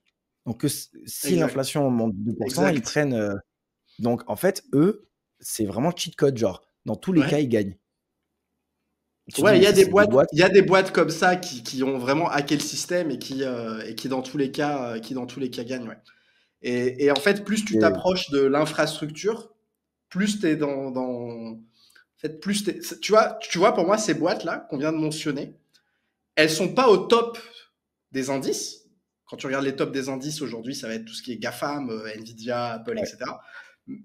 Alors qu'elles sont moins risquées. Tu vois, c'est-à-dire que aujourd'hui, une action, l'entreprise S&P 500 a beaucoup moins de risques que Nvidia ou Apple. C'est-à-dire que Nvidia ou Apple a beaucoup plus de risques de devenir une Nokia demain qu'une boîte ouais, comme S&P. Tu vois ce que je veux dire? Parce que ouais. Mais parce que Nvidia, S&P, là, c'est c'est. Apple, tu dis oui, c'est très gros, etc. Mais oui, mais parce que ça, en fait, son succès, en fait, va dépendre, enfin, de son succès Bah, futur. ils ont un risque, ouais, ils ont un risque sur le produit fini. Tu vois, Exactement. ils C'est-à-dire ont que leur Apple succès a- dépend en fait d'eux-mêmes. Alors que le succès de ouais, S&P, etc., ou de Interactive Broker, ou tous ceux qu'on vient de mentionner, le succès, c'est sur le système tout entier. ouais, Tu vois, complet. si le système entier fonctionne, eux fonctionnent. C'est pas genre ça dépend de nous. Alors, évidemment, il y a de l'exécution derrière, mais ils dépendent pas de leur produit comme tu as dit fini ou Apple. Ben voilà, c'est son iPhone. Si son iPhone est foiré, c'est fini. Tu vois, comme ou si un Ouais. concurrent arrive, c'est foiré. Alors que eux, ils détiennent le système. C'est eux qui font tourner le système. Bah en fait, ça dépend du système. Et le système, il n'est pas prêt de s'écrouler, tu vois, avec la montée des investissements de partout. Mais c'est pour ça aussi que tu vois énormément d'entreprises, type Apple, qui de plus en plus se tournent vers le service. Tu vois, chaque année, le pourcentage du chiffre d'affaires d'Apple Ouais, à travers ces services est en train d'augmenter. Parce qu'ils ont bien compris qu'en fait, être dépendant du hardware et donc des produits finis, c'est dangereux. Et en plus, Apple, Apple, tu vois, c'est une entreprise que j'ai dans le portefeuille, mais sur laquelle je n'investis plus et sur laquelle je n'investis plus depuis très longtemps. Donc, plus ça avance, plus elle est petite dans mon portefeuille. Parce que, en fait, Apple, c'est arrivé à un stade où c'est Léo Duff qui avait fait une vidéo. J'adore ce mec, je sais pas si tu le connais, si tu suis un peu ses vidéos, mais il avait parlé de l'innovation un peu disruptive et l'innovation incrémentale. Et que, en fait, Apple a fait de l'innovation disruptive avec l'iPhone, la révolution de l'iPhone, la révolution du Mac, la révolution des AirPods, etc., de l'Apple Watch. Ils ont révolutionné plein de choses et que là, en fait, ils sont en train de se transformer en une entreprise qui fait de l'évolution incrémentale, donc qui améliore petit à petit. ouais, Donc ça devient toujours mieux, mais il n'y a plus l'effet waouh. Moi, quand j'ai acheté mon iPhone 10, putain, mais gros, je venais d'avoir mon premier salaire ou pas loin, tu vois. J'étais mais comme un gosse, comme quand j'allais acheter ma PlayStation, tu vois, la première mm, PlayStation que j'ai eue, t'es comme un ouf. Aujourd'hui, tu vas acheter l'iPhone 17 par nécessité parce que le tien, il est mort. Mais tu vas ouais, plus avec en mode la folie, tu vois. Et ça, je pense que c'est un truc qui est dangereux pour Apple. Et il y a plein de boîtes comme ça qui peuvent se faire un peu disrupter. Par exemple, Nvidia. Nvidia, c'est une boîte qui a explosé avec les puces, etc. Mais les Meta, Google, Amazon et tout le tonton là, ils sont tous en train d'essayer de préparer leur propre bordel. Donc, s'ils arrivent à remplacer Nvidia dans quelques temps, bah, est-ce que ça va valoir un PER à 150 là? Je pense pas, tu vois. Donc, ouais. il y a tout le risque de valorisation, il y a tout le risque du business. Et pour revenir un peu à ce que tu disais, des boîtes comme S&P Global, Visa, Mastercard, moi, c'est des trucs qui restent bien au fond dans le portefeuille et qui resteront pendant de très nombreuses années parce que c'est des boîtes avec du risque, évidemment, toujours, mais moins que d'autres. Je suis d'accord. Je suis d'accord. Ouais. Et du coup, donc, pour revenir à ce que je disais tout à l'heure, pour analyser des boîtes, c'est quoi un peu ton Oui. process? Parce que je sais qu'aujourd'hui, toi, ton activité, ça t'a créé un logiciel, donc Invest. Là, je dirais que récemment, vous avez sorti la deuxième version qui est vachement complète. Ça faisait un petit moment, pour être tout à fait honnête, que j'avais pas été. Et du coup, je suis allé revoir un petit peu cette évolution. Et franchement, vous avez fait du bon travail. Ouais, Je tiens à vous le merci. dire parce que c'est très complet. Et il y a plein d'affichages différents. Tu vois, avec les cours, on peut voir l'évolution des pourcentages d'année en année sur les différents points. Donc ça, c'est top pour analyser des boîtes. Et du coup, bon, au lieu de parler du logiciel en mode, comme tu me l'as dit, c'était pas une présentation d'Invest podcast, mais je pense que c'est un outil qui peut être très intéressant. Comment est-ce que toi tu fais aujourd'hui pour choisir une boîte, pour aller l'analyser? Qu'est-ce que tu regardes? Et du coup, on peut faire le parallèle un peu avec Invest par rapport aux données, si tu veux, qu'on parle de ça. Ouais. Alors, globalement, pour moi, il y a deux façons. Alors, il y a deux choses en parallèle. Il y a l'analyse quand je veux analyser une nouvelle boîte, et il y a l'analyse régulière des boîtes qui sont dans mon portefeuille, qui est souvent plus légère et qui tu vas regarder d'autres choses. Tu vois ce que je veux dire? Ouais, euh, Quand tu analyses une boîte pour la première fois, dans le sens que tu veux faire entrer sur un portefeuille, bien avant Invest, parce que Invest, ça reste assez chiffré, c'est quand tu vas voir les ratios, les fondamentaux, etc. Bien avant Invest, ça va commencer sur Wikipédia. Je, je, le but pour moi, c'est quoi l'histoire de la boîte. Et comme tu disais, comme on disait tout à l'heure sur la curiosité, etc., c'est-à-dire que moi, je vais lire l'histoire de la boîte, quand est-ce que ça a commencé, d'où ça vient, parce que le sentiment en fait d'être actionnaire, ça commence par comprendre en fait ce que fait la boîte. Tu vois ce que je veux dire? Donc, mm, avant de voir les chiffres, elle a fait combien de chiffres d'affaires l'année dernière, commençons par voir c'est quoi son histoire, qu'est-ce qu'elle fait, c'est quoi ses produits, c'est quoi ses services. Tu vas sur son site, tu vas visiter un peu ce qu'elle fait. Donc, c'est vraiment comprendre en fait depuis Google, depuis Wikipédia, ce que va faire un business. Est-ce que moi j'arrive à le comprendre? Est-ce que c'est facile? Est-ce que c'est trop complexe? Tu peux présenter une boîte super performante, mais où je vais rien comprendre à ce qu'elle fait. Elle va faire d'un truc quantique, etc. Moi, ça va pas m'intéresser, même si je vois une grosse performance. Mais le fait de pas comprendre, en fait, ça me met dans une position instable pour maintenir ma position et justifier à moi-même d'avoir ouais. une position si jamais il y a un truc qui se passe, tu vois. Tes C'est un futures truc. décisions. Ouais, donc un Ça, truc c'est quantique très important ce que qui tu as fait dit plein là, de hein. pourcents, ouais, c'est très bien. Et derrière, ça baisse de 50%, on va comprendre pourquoi. Ouais, Qu'est-ce mais que ça, je c'est fais? très important et je fais vraiment un petit aparté parce que ça, j'en parle beaucoup, moi, dans l'accompagnement et avec les membres que j'accompagne. Mais l'analyse fondamentale, donc le fait de comprendre la boîte, c'est en fait quelque chose qui va pouvoir te permettre de t'adapter si jamais ça se passe pas comme prévu, si ta thèse d'investissement n'est Ouais, pas celle qui est en train de se réaliser. Et si tu captes rien à ce qu'a fait la boîte, tu comprends rien là où tu as mis ton argent, bah, comment tu veux prendre une bonne décision? C'est impossible. Donc, je suis point d'accord. très très important. Je suis d'accord. Je te laisse Euh, continuer, pardon. non, enfin, donc c'était d'abord dans un premier temps vraiment comprendre la boîte. Et généralement, tu peux commencer ça sur Wikipédia. Tu as des fiches qui t'expliquent ça date de quand, qu'est-ce que ça fait, etc. Euh, Est-ce que moi je le comprends? Est-ce que moi je suis à l'aise avec le business qu'elle fait? Parce qu'il y a parfois des boîtes qui vont être dans des business qui ne m'intéressent pas. Mm. J'ai mes propres critères ESG, on va dire, dans le sens où ça m'intéresse pas d'être dans tout ce qui fait de l'armement, ça m'intéresse pas dans tout ce qui va faire, enfin tous les trucs moins de 18, ça m'intéresse pas généralement parce que je me sens pas à l'aise d'être actionnaire dans des trucs. Ouais. Euh, j'ai eu un moment une position sur Raytheon, je sais pas si tu connais Raytheon, c'est un peu qui font C'est ils font ouais, tout, mais ils font l'armement, non? notamment aussi des missiles américains. Ouais. Voilà. Bah, moi, j'avais Lockheed Et Martin que j'ai vendu, tu vois, aussi. ouais, tu vois, moi, Même genre. ce genre de position va pas m'intéresser. Après, c'est des valeurs perso. Je Mmh. respecte tout à fait ceux qui n'ont pas les mêmes que moi. Mais voilà, donc vérifier que c'est pas des trucs qui m'intéressent pas. Et une fois que tu as compris ça, je regarde l'équipe de direction qui est derrière la boîte. Ça m'intéresse aussi de lire un peu en fait qui sont ces personnes. Parce que même si c'est pas directement la boîte, son parcours peut en dire quelque chose sur la façon dont il gère des business, qu'il était dans d'autres business, etc. Euh, Par exemple, Intel et Boeing, ça m'intéresse de savoir que les PDG d'Intel et de Boeing ne sont pas des scientifiques, mais ce sont des comptables. Ouais. Et de base, c'est mal parti. Tu vois ce que je veux dire? Quand le Ouais, très PDG bien, très bien. euh, de Boeing, c'est pas un ingénieur, Un ingénieur, ouais. c'est mal parti. Et que c'est Mmh. un comptable qui sort d'une école de commerce, tu sens que voilà. Parce que les faits prouvent généralement que les meilleurs PDG sont ceux qui ont t'as déjà entendu l'expression skin in the game, Ouais, qui sont impliqués ouais, à qui sont 100%. impliqués.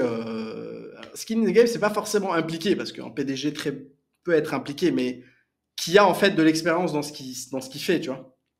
Enfin, il est Oui, oui. PDG d'une boîte de boulangerie, ça serait bien qu'il ait été boulanger quelque part à un moment dans sa vie, tu vois. C'est un, c'est un peu comme les boîtes familiales, tu vois. Tu sais qu'un mec comme Bernard Arnault est bien plus attaché et prendra peut-être beaucoup plus la mesure de ses décisions Mm. parce que c'est son héritage familial, parce que c'est lui qui a tout construit et qu'il est là depuis de très très nombreuses années, Ouais. plutôt qu'un Carlos Ghosn chez Renault qui se pointe, qui fait 2 ans et qui prend son chèque et finalement qui se casse et tout le monde aurait presque pu le prévoir, tu vois. Ouais. Et ça, c'est Il se très casse très dans une important. valise. Il se casse dans une valise. Ouais, à ce point. Donc ouais, donc je commence déjà par une recherche généralement comme Wikipédia sur les fondateurs et sur l'histoire de la boîte, comprendre ce qu'elle fait. Et derrière, ensuite, je vais commencer à voir vraiment les chiffres. Et rapidement, ce qui va m'intéresser, d'un point de vue, si je veux faire rapide, ça va être l'évolution du chiffre d'affaires et des bénéfices. Globalement, ça se dirige où? Les deux en même temps, c'est intéressant parce que ça permet de voir est-ce que les trajectoires sont inverses ou elles se suivent. Un chiffre d'affaires qui monte avec un chiffre d'affaires, un bénéfice qui monte, c'est généralement bien. Un chiffre d'affaires qui descend avec des bénéfices qui montent, c'est généralement encore mieux parce que ça veut dire que la boîte se délaisse de sources de revenus qui sont pas très rentables, mais elle maintient sa rentabilité. C'est généralement. Donc Ouais. c'est pas juste sur le chiffre d'affaires. Ils baissent le chiffre d'affaires. Non, au contraire. Il y a des boîtes, elles font exprès de baisser leur chiffre d'affaires parce qu'elles se séparent de branches pas rentables et ça fait du bien généralement à la boîte. Tu vois. Bah, tout petit aparté, par exemple, S&P Global, on en parlait tout à l'heure, vont se Mhm. séparer la partie mobilité avec justement toute la partie suivi des trajets, etc. Enfin, euh, toutes les datas qui donnaient à ce niveau-là, parce que c'est trop éloigné de ce qu'ils font habituellement avec plutôt la partie financière. Et Ouais. ça, pour moi, c'est une décision qui est extrêmement smart parce que ils vont se recentrer sur ce qu'ils font de mieux, là où ils ont le plus de marge, là où ils ont le plus de chiffre d'affaires. Et si ça leur permet d'être plus efficaces, enfin 80-20, hein, tu vois, c'est loi de Pareto. Ouais. Même à l'échelle de boîtes qui font des milliards et des milliards, c'est encore le cas, tu vois. Donc, c'est très intéressant d'observer. Et ça, c'est marrant. Enfin, c'est là où je trouve que les chiffres sont extrêmement intéressants et c'est très cool de les suivre. C'est que on peut lire tout ça dans les chiffres, tu vois. Et Ouais. il y a des choses qu'on peut pas lire, mais ce genre de choses, on peut vite voir si une boîte est bien gérée, quoi. Ouais. C'est Coca-Cola, je crois aussi, qui avait commencé à se débarrasser de ses, qui commence petit à petit à se séparer de ses usines pour plutôt faire de la licence, sous-traiter en De fait production? la production. Ouais. Je Ah pense ouais. que c'est ouais. Je pense que c'est Ah, Coca-Cola qui avait ça, fait je savais ça.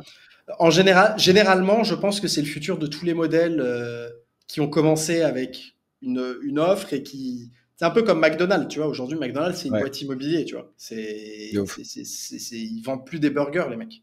Ils ont encore quelques restos qui vendent des burgers, mais c'est ce que fait, c'est du leasing d'IMO et de C'est la vente de de la licence, tu vois, franchise. McDonald's. C'est de la Ouais. franchise.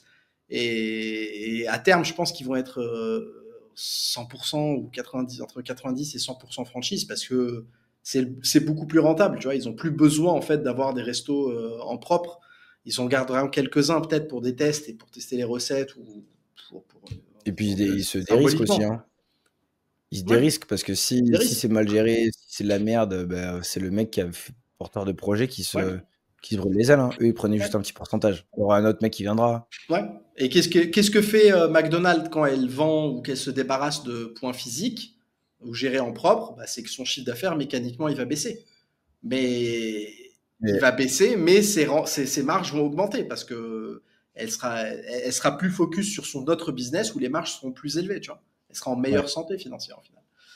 Elle aura un bilan, elle aura des passifs beaucoup moins lourds, en fait, sur son bilan.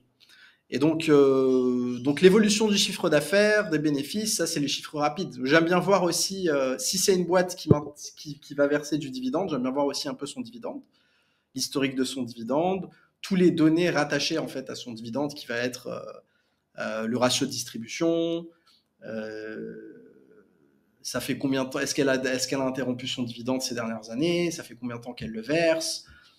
Je m'intéresse beaucoup aussi à tout ce qui est marge. J'aime beaucoup les marges et l'évolution des marges. Parce que les marges, ça t'indique si la concurrence ressemble à quoi. Généralement, un Ouais, si business. Pardon? l'entreprise est price maker ou au contraire si elle subit, Ouais, les marges, c'est vachement important, tu vois. Et encore une ouais, fois, tu te rapproches de la profitabilité.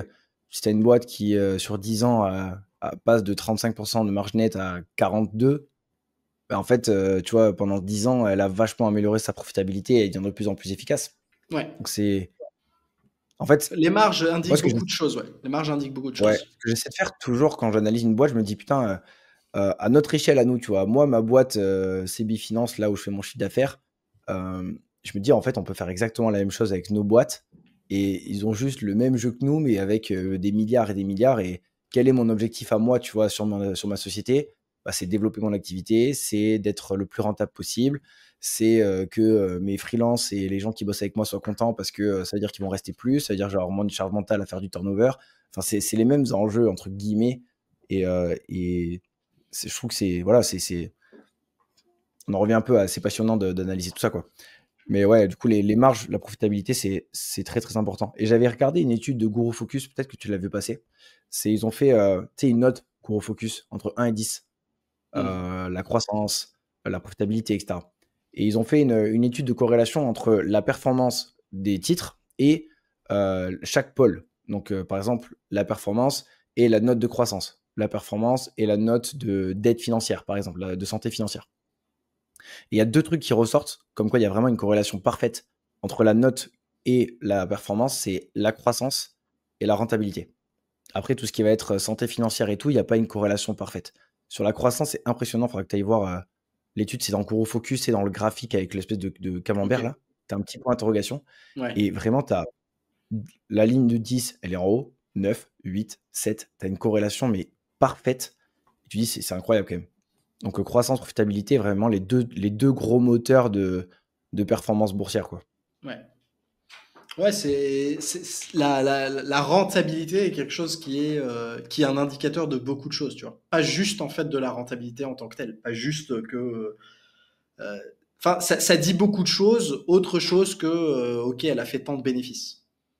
Mm. Ça te donne une image claire sur s'il y a un moat, c'est quoi les concurrents, est-ce que c'est vraiment concurrentiel, est-ce qu'il y a personne, enfin il y a il y a beaucoup d'éléments que tu peux en tirer. Ça te dit aussi sur la qualité du management, une marge qui monte, qui est stable, qui baisse, ça te dit aussi comment ils exécutent les mecs qui sont à la tête Mm. à la tête de la boîte. J'aime bien aussi regarder, et ça en dit plus sur l'équipe de direction, ça va être tout ce qui est retour sur investissement. C'est-à-dire que c'est ce qu'on appelle le ROIC, par exemple. Après, il y a d'autres, il y a Mm. des ROA sur le retour sur actif, les ROI. Euh, c'est en gros quand le management décide d'investir cette année 1 million d'euros, globalement, ça rapporte combien de temps ça rapporte combien, tu vois. Et ça va être ça le retour sur investissement, invested capital. Et plus ce ratio est bon, plus ça veut dire que en fait, ça, c'est une indication sur les revenus, les bénéfices futurs, et c'est une indication sur la puissance de l'équipe de direction.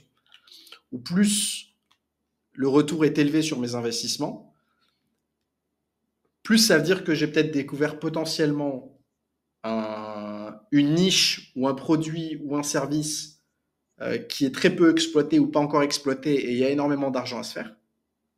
Mm. Si par exemple, moi, je vois que j'investis dans un département 10 millions d'euros et que je vois qu'à la fin de l'année, ça m'a rapporté 100 millions, j'ai fait x10, bah là, j'ai trouvé une mine d'or, là.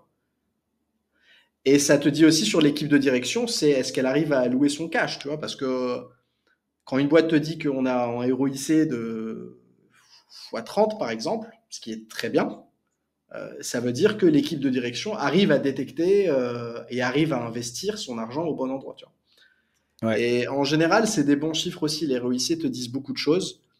Et si tu veux faire, ça peut être intéressant de faire une étude pour voir, comme en fait, comme Guru Focus a fait, pour voir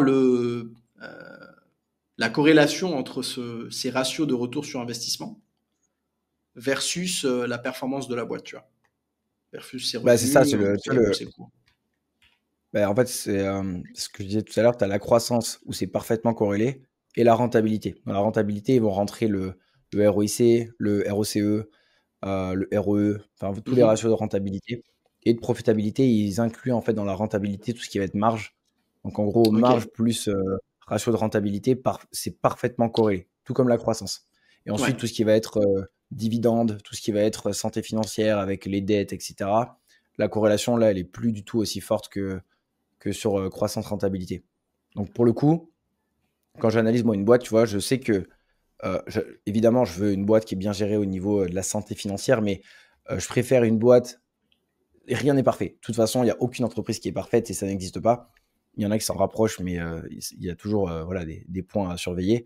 Si on prend par exemple les GAFAM aujourd'hui qui ont énormément de cash, bah, ils viennent d'investir 80 milliards tu vois, dans des data centers. Bah, là, pour le coup, est-ce que le ROIC, est-ce que le retour sur investissement, il sera aussi intéressant que ce qu'ils sont en train de nous annoncer? Bah, là, il y a un point d'interrogation, tu vois. hmm.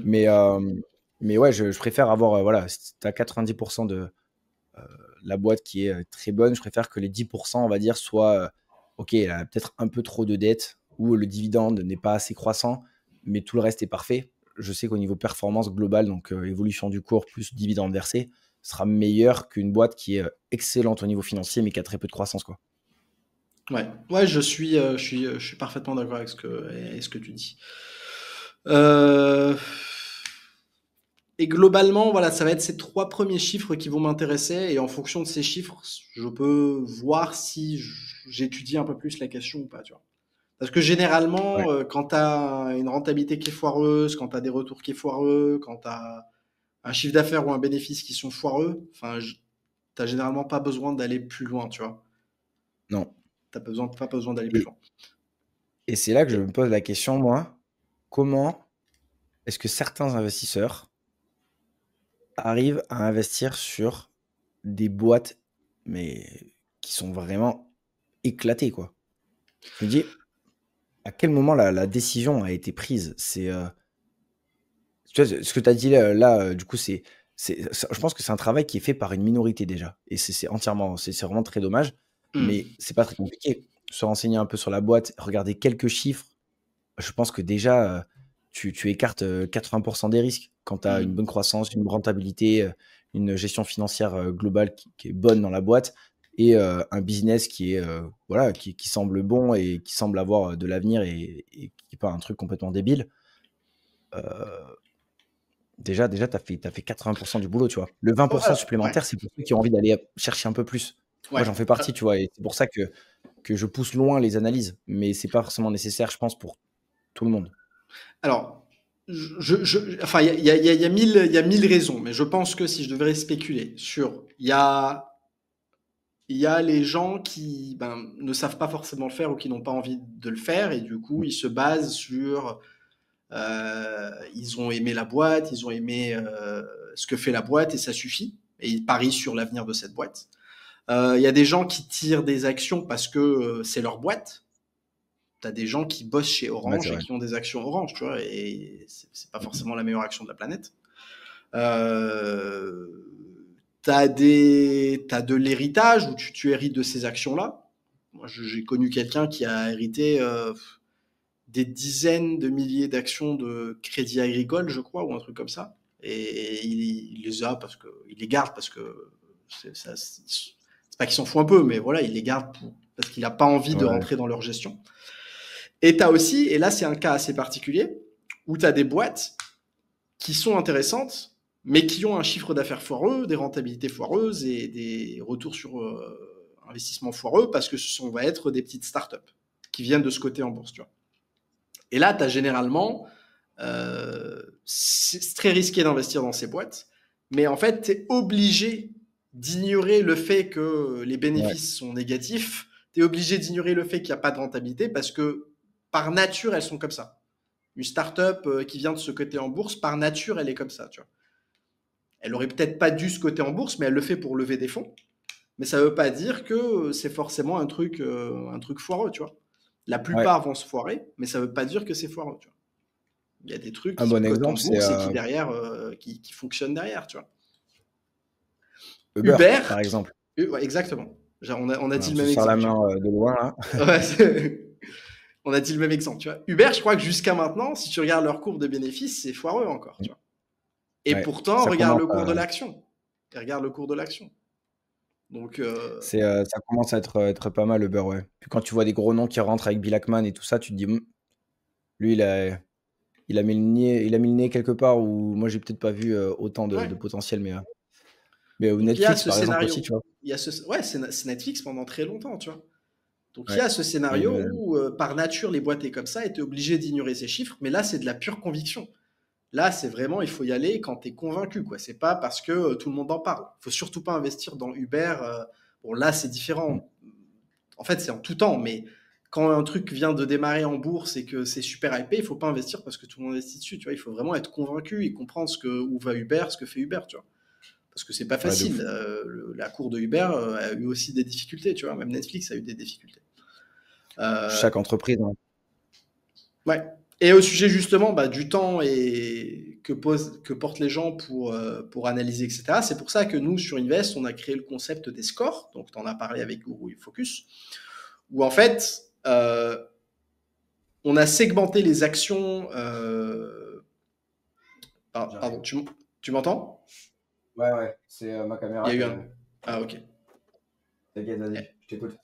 T'es sur Energizer ou t'as des Duracell? J'ai des Duracell.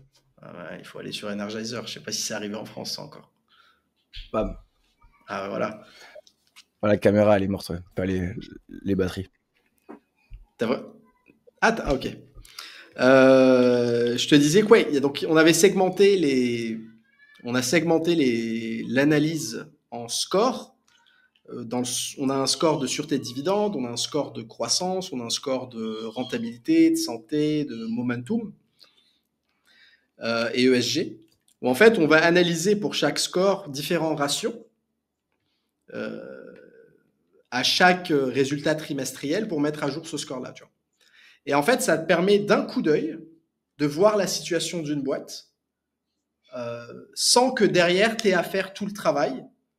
Il faudrait Mm. que tu le fasses de toute façon, mais ça va en fait t'aider parce on va t'expliquer que le score de croissance de Apple, il est de 18. Pourquoi? Parce que ce ratio, il est de temps, ce ratio, il est de temps, ce ratio, il est de temps. Et en fait, on va mâcher tout ce travail en faisant ces scores-là. Et je te parlais au début j'avais mes deux moyens d'analyser euh, mes actions en fonction de si je veux les faire entrer dans un portefeuille ou si je les analyse en continu. Et ben, quand l'action est déjà dans le portefeuille, là, je vais plutôt m'orienter vers l'analyse des scores. Comme c'est un truc qui est mis à jour tous les trimestres, en fait, ça va me permettre de surveiller, OK, la santé financière de cette boîte, est-ce qu'elle bouge, est-ce que le score il augmente, est-ce que le score il descend. Si ça descend trop, hop, je vais commencer à m'intéresser pourquoi. Mais ça va me permettre en fait d'un coup d'œil de m'assurer que voilà, ça, mon portefeuille reste en fait dans les clous que je veux qu'il soit. Tu vois. Moi, je veux Ouais. que mes dividendes soient archi sûrs. Voilà, je vais continuellement voir mes scores pour voir que le score du dividende, il est toujours dans le vert ou le vert foncé. Tu vois. Et les scores, ça va m'aider et ça va aider les autres personnes qui n'ont pas forcément justement l'envie ou les connaissances de vraiment approfondir les recherches, de les aider parce que le score donne déjà une première indication et en plus, on explique en fait, on donne la recette de comment il est calculé, ce qui devrait être. Donc dans la V1 d'Invest, on ne l'avait pas fait, on avait gardé la Ouais. recette privée. Et là, on s'est dit fuck. Enfin, le but, c'est pas que les gens nous Et- fassent confiance pour nous faire confiance. ouais, t'as On raison. va montrer aux gens comment il est calculé. Et voilà. Et donc là, si tu vas sur Vous Invest, sur avez, une fiche d'action et que tu vas dans le vous avez score, tu raison, je vois pour pense. chaque score comment il est calculé. Pardon. Non, je disais, vous avez raison. Vous avez raison, Ouais. je pense, de montrer parce que moi, par exemple, tu vois, j'ai un petit système annexe sur les entreprises que moi j'analyse pour notamment, par exemple, la partie valorisation. Et tu vois, la valo, tu as plein de façons de la calculer. Ça peut être à travers les ratios, ça peut être à travers un DCF, ça peut être à Ouais. travers les ratios historiques, l'évolution. Enfin, il y a plein de possibilités Mm. de calcul.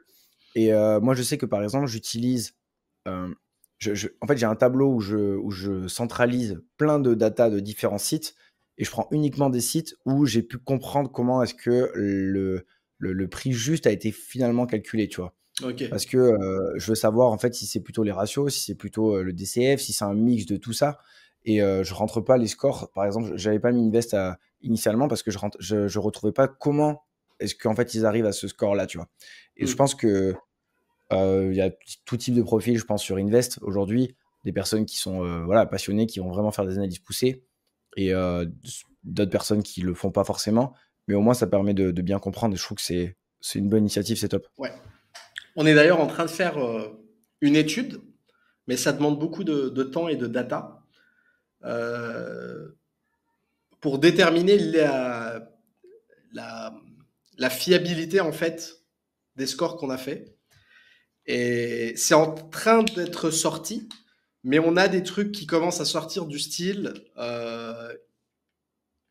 entre 80 et 90% des actions qui ont un score momentum de 18 sur 20 et plus, 17 sur 20 et plus, c'est-à-dire qui est très fort, bah, ont Ouais. surperformé le marché en moyenne de 10% au cours des 3 prochains mois. Tu vois, on est en train de sortir des stats comme ça Ouais, pour que derrière on puisse en fait montrer aux gens pourquoi nos scores sont fiables, tu vois. Et le but c'est de sortir des indications que toutes les actions où on a mis que le score de dividende n'était pas safe, bah 80% des actions qui étaient dans cette catégorie ont coupé, voire ou ont baissé ou carrément interrompu leur dividende dans l'année qui suit. Tu vois, le c'est but top c'est de ça. sortir, c'est de sortir ces stats-là, de faire un rapport et de pouvoir le publier pour que, bah, pour justement en fait montrer aux gens que bah, les scores qu'on fait, à quel point ils peuvent être, à quel point ils peuvent être utiles. Ouais, mais c'est très très intéressant. Ça, c'est le truc que tu vois qui m'intéresse et que j'aimerais potentiellement faire, mais j'ai pas de logiciel, donc j'ai pas de data. Mais c'est Ouais. vrai que c'est top là quand tu as un logiciel comme ça que tu peux agréger énormément de données. La data, c'est extrêmement puissant et je pense que ça peut donner beaucoup de, de légitimité déjà au score et au Ouais. calcul, et de compréhension aussi pour même pour ceux qui s'intéressent de plus près. Voilà, mais quel facteur fait que cette action-là ou ces types d'actions vont surperformer. Enfin, c'est très très intéressant. Bah, tu me diras quand ça sera sorti parce que ça Ouais, m'intéresse. ouais, c'est en cours, c'est en cours. Mais tu disais que tu aimerais bien avoir un logiciel, mais même quand tu as un logiciel, c'est C'est complexe. pas facile, je pense. Ah C'est oui, oui. complexe parce que c'est en fait, le développeur, déjà, il faut qu'il comprenne ce que toi tu veux. Et il faut qu'il limite, il code un Excel, mais customisé avec toi ce que tu veux, tu vois. Parce que lui, il va se baser Ouais. sur ses codes et sur ses JSON, etc. Pour qu'il arrive au résultat que toi, qu'il arrive à te donner les réponses aux questions auxquelles tu te poses, tu vois. Donc ça prend Et du du coup, temps et c'est complexe. ah, mais ça, j'en suis intimement convaincu que c'est pas facile. Du coup, vous êtes combien sur Invest aujourd'hui? Parce que tu avais démarré avec deux autres personnes, non? On est trois, ouais, il y a moi, il y a Mo qui est le développeur et il y a Gabriel Ouais, qui est le COO et CFO. Donc trop Gabriel cool. qui va Vous êtes justement à trois s'occuper, jusqu'ici. c'est lui qui a créé justement les scores dont on parle, euh, grâce à son passé d'analyste financier. Trop bien. Ouais. C'est cool. Et du coup, à 3, ça va. Enfin, après, c'est un SaaS, donc je pense que c'est une gestion totalement différente.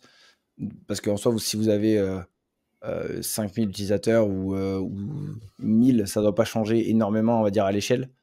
Mais Alors c'est pas le nombre d'utilisateurs qui dérange, qui pose problème, c'est plus jusqu'à quel point on veut faire des fonctionnalités.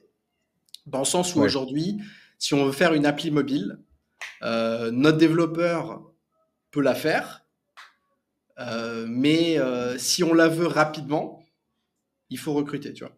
Donc ouais, c'est pas en fonction du nombre d'utilisateurs parce qu'effectivement tu scales, tu vois, ta donnée tu l'as. Que une personne, enfin ta donnée tu la véhicules de la même manière que tu es un membre ou que tu es 1 million de membres, tu vois ce que je veux dire. Mais ouais. la taille de l'équipe, ça va surtout dépendre de soi, à quel point tu veux être fort sur les différents départements. On est faible, par exemple, sur la communication, tu vois. Le projet a 2 ans et c'est que la semaine dernière qu'on a publié la première vidéo sur YouTube, tu La vois. première Ça, vidéo, ouais. ça, c'est une faute. Mais c'est juste parce que on peut pas, on n'a pas Bah, c'est difficile de la tout faire en bande même temps, passante. hein. On n'a pas la bande passante, en fait, tu vois. Ouais. On s'est beaucoup concentré sur le produit. Donc, tu l'as vu par rapport à la V1, par rapport à la V2. La V1 qui était Ouais, pour nous une grosse, bêta dans le sens bêta public. Et ouais. on a vraiment tout pu recueillir. Et là, on a fait la V2 où là, le but, c'est vraiment d'aller concurrencer et les gestionnaires suivis de patrimoine et les sites d'analyse de bourse Mm. en combinant en fait les deux et en étant plus simple. Tu vas trouver des sites comme Guru Focus, tu vas trouver des sites comme Zone Bourse qui sont beaucoup plus complets qu'Invest. Mais extrêmement complexe. Mais voilà, si tu veux un écran avec des chiffres qui clignotent de partout, tu vas sur Zone Bourse et Guru Focus. Si Ouais. tu veux un truc focus sur une donnée de manière simple, esthétique, qui fonctionne sur ton téléphone de manière propre, bah, tu vas sur Invest. Donc c'est pas tout à fait pour le même type d'audience. Non, mais enfin, il y a un gros gap, hein, entre la V1 et la V2, pour l'avoir testé et pour avoir vu les deux, parce que j'étais rentré dessus au tout début, pour voir un peu ce que tu faisais. Et donc non, mais c'est cool, hein, franchement, c'est un beau projet. Je pense que les logiciels, il y a beaucoup de personnes, je sais pas si tu vois un peu, il y en a beaucoup qui développent là en ce moment des logiciels. Alors, chacun avec sa spécificité, mais c'est un modèle qui s'est vachement développé, je trouve, sur la dernière année, les 2 dernières années, je trouve. Ouais. Et, euh, et là, aujourd'hui, vous avez combien d'utilisateurs? Si c'est pas indiscret, si c'est un chiffre Non, public, je sais pas. la donnée est publique. On s'approche des 20 000. On a une page qui s'appelle OpenStat qui montre clairement l'évolution de nos utilisateurs, même de l'AUM. Pardon, je dis AUM, c'est plutôt AUT, on appelle ça, Asset Under Tracking. On est aux 20 000, on s'approche des 20 000 membres et on a un demi-milliard d'actifs suivis sur Invest. On est à Putain, 500 stylé. millions à peu près d'actifs suivis. Donc c'est bien, mais ça peut être plus. Et le but c'est que ça augmente bien cette année. Ouais, après, bah, du coup, avec la communication, j'ai vu que la première vidéo qui Ouais, était sortie avait bien elle a bien pris. marché. Ouais. Donc, Ouais. ouais, c'est cool. Non, franchement, c'est top pour une chaîne qui démarre, avoir autant de vues. Ouais. Moi, tu vois, sur YouTube, enfin, je fais pas beaucoup de vues, tu vois. Pour l'ancienneté que j'ai, on va dire, dans le milieu, ça fait quasiment 4 ans. J'ai jamais trop décollé, mais en même temps, plus ça avance, plus je m'en fous. Ok. Parce qu'en vrai, je vise pas forcément, tu vois, enfin, j'ai pas besoin d'avoir beaucoup de gens pour avoir une activité qui tourne bien. Et du Ouais. coup, je me focus vraiment sur, voilà, j'essaie d'apporter de la qualité dans les explications que j'ai. Et Ouais. si ça match, ça match. Si ça matche pas, ça matche pas. Je suis pas forcément grand public, on va dire. Ouais. Et j'ai un peu accepté ça, quoi. Ouais, mais Mais en fait, c'est ça l'avantage de ton business model, si je puis dire. On en parlait en off, tu vois, où tu es plus dans mm, l'accompagnement, la prestation, bah, de services d'accompagnement, etc. Où là, en fait, tu n'as pas besoin, tu t'en fous, en fait, d'être mainstream. Parce que ouais, toi, il te suffit de toucher quelques milliers de personnes et que un petit pourcentage convertisse et ça fait tourner ta boîte très bien. Et ta mm, croissance, elle vient sur chaque année, t'en convertis un peu plus, tu vois. T'en convertis un ouais, peu plus d'autres. Donc, et ça, c'est l'avantage de ce type de business. Et moi, j'ai pris une trajectoire différente, historiquement sur ma chaîne, mm, où je me suis dit, j'ai pas envie de vendre de la prestation. Je vais plutôt être, je balance tout, je montre tout. Et derrière, je vais être sur le format affiliation, tu vois. Euh, ouais, je considère que j'ai été une des premières personnes à avoir fait connaître Trade Republic, Trading 212, ouais, BRICS, ouais. tu sais, Même la bourse en. aux alentours 2020-2021, tu vois, quand tous ces courtiers et Ouais, ces plateformes elles sont sorties. Donc j'ai été un des premiers à en parler et ça a été en fait mon business model, tu vois, où j'étais maximisé les vues et en faisant des trucs un peu punchy, en disant beaucoup de trucs à forte valeur de manière gratuite pour que derrière ça convertisse sur ça. Et ensuite en créant un logiciel, donc qui est notamment Invest.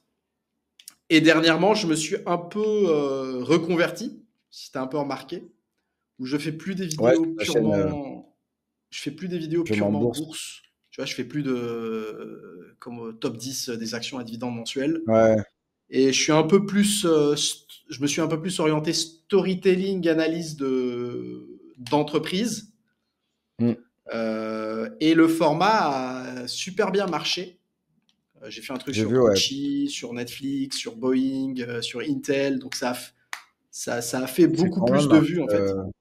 ouais, ces formats marchent très bien. J'ai vu aussi, tu vois, il y a Finari qui en a fait quelques-uns Ouais. sur Hermès, Et qui qui fonctionnent marche très très bien, tu bien. vois. Il y a Parce que Mathieu là, tu aussi, touches le grand public. Parce que là, tu touches le grand Ouais, public. ouais. Tu vois. Là, l'histoire de Et Netflix. tu fais un, tu fais un entonnoir, tu vois. Si tu fais Ouais. 100 000 vues et que tu en as peut-être 1000 qui s'intéressent à l'investissement et puis qu'il y en a 50 qui finissent sur ton site, Ouais. bah, tu vois, l'entonnoir, il a fonctionné. Et après, l'idée, c'est voilà, de maximiser l'entonnoir. Ouais. Du coup, je pense qu'on va s'approcher de la fin parce ça fait déjà 1h40 qu'on est ensemble. Ça passe vite. Ouais, c'est pas vite. Ouais. Je mettrai le lien d'Invest dans la description. Ok. Euh, ouais, de cette vidéo-là, je pense que c'est un des sujets et je pense que le site mérite d'avoir, voilà, d'être vu. C'est un bon outil pour les investisseurs en bourse. Donc, je pense que ça peut être intéressant pour tous ceux qui veulent aller voir voilà, ce que vous proposez. Et ensuite, bon, je ne présente pas ta chaîne principale parce que je pense que beaucoup de monde qui a atterri sur la mienne te On sait jamais. connaissent, mais je mettrai le lien également voilà, de ta chaîne. Celle d'Invest aussi, comme tu veux. Où est-ce qu'on peut te retrouver principalement? C'est ta chaîne, c'est ta description. Tu décides ce que tu veux mettre Ouais, dans la bon. description. Je mettrai le package. Je mettrai le package. Ah, je te remercie. Bah écoute, merci d'être venu, c'était cool. C'était Merci à entre toi, deux calls. Clément. Ça serait bien, justement on parlait de la chaîne Invest, ça serait peut-être bien qu'on s'organise aussi une vidéo, mais cette fois inversée, où tu serais l'invité d'une vidéo sur ma chaîne, sur notre chaîne Invest, euh, orienté, les conseillers financiers, tu vois. Ouais. Euh, Patrimonial ou plus stock picking par exemple? hum, les deux, un des deux, peu importe.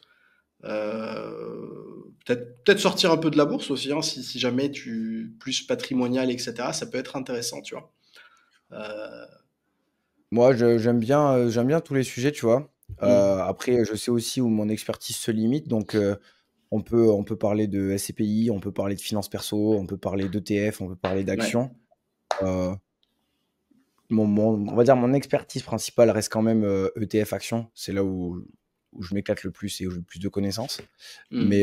Mais avec grand plaisir, hein, même si tu veux que j'explique un peu mon process d'analyse, comment est-ce que je pourrais faire sur Invest, tu vois, ça peut être aussi un exercice sympa, hein, Ouais, ça sera avec grand plaisir. ok, super. Bah, on fait ça rapidement alors, le temps que la chaîne démarre un peu et que Ouais, de ça toute va un façon, peu ouais, plus. yes. De mon côté, de toute façon, cet été, ça va être toujours un peu plus calme, je pense. Donc, ça sera tout à fait l'occasion de faire ça, je pense. Ok, parfait. Top. Ben, on se retrouve pour Parfait. l'épisode 2 alors dans quelques temps. Yes. Merci beaucoup en tout cas encore Clément pour m'avoir accueilli. C'est très sympathique de ta part. C'est toujours un plaisir de discuter avec toi. Ben, C'est aussi merci un à toi. plaisir de nos professions, comme on le disait aussi en off, on est un peu seul souvent. On est tout le temps derrière Ouais, l'écran, donc ça fait aussi du bien un peu de discuter et d'extérioriser des idées qu'on a en tête, qui trottent depuis un moment. Donc c'est cool, c'est toujours cool ce genre de discussion. Et c'est exactement j'espère, ça. ça a été, j'espère que tu as pris du fun, moi en tout cas oui, et j'espère aussi que tous les gens De qui ouf. regarderont, écouteront cette vidéo auront au moins appris quelque chose ou auront eu des plaisirs à la lire, quoi, et à l'écouter, Et, pardon. et auront vu que cette discussion était largement préparée avec beaucoup de questions de mon Ah côté. oui. Ok, zéro Terrible. préparation. Zéro. C'est les meilleures discussions. Je pense que c'est les meilleures Exactement. discussions. Bon, merci beaucoup Seb et du coup on se retrouve très vite pour une nouvelle vidéo et aller voir ce qu'il fait, aller voir Invest et puis voilà un petit mot de la fin. Et ensuite je te garde Merci. encore 5 minutes parce qu'il faut que ça charge. Tu sais le Ouais, fameux chargement le chargement. du truc. Allez, Allez, salut ciao tout le tout le monde. monde. Au revoir.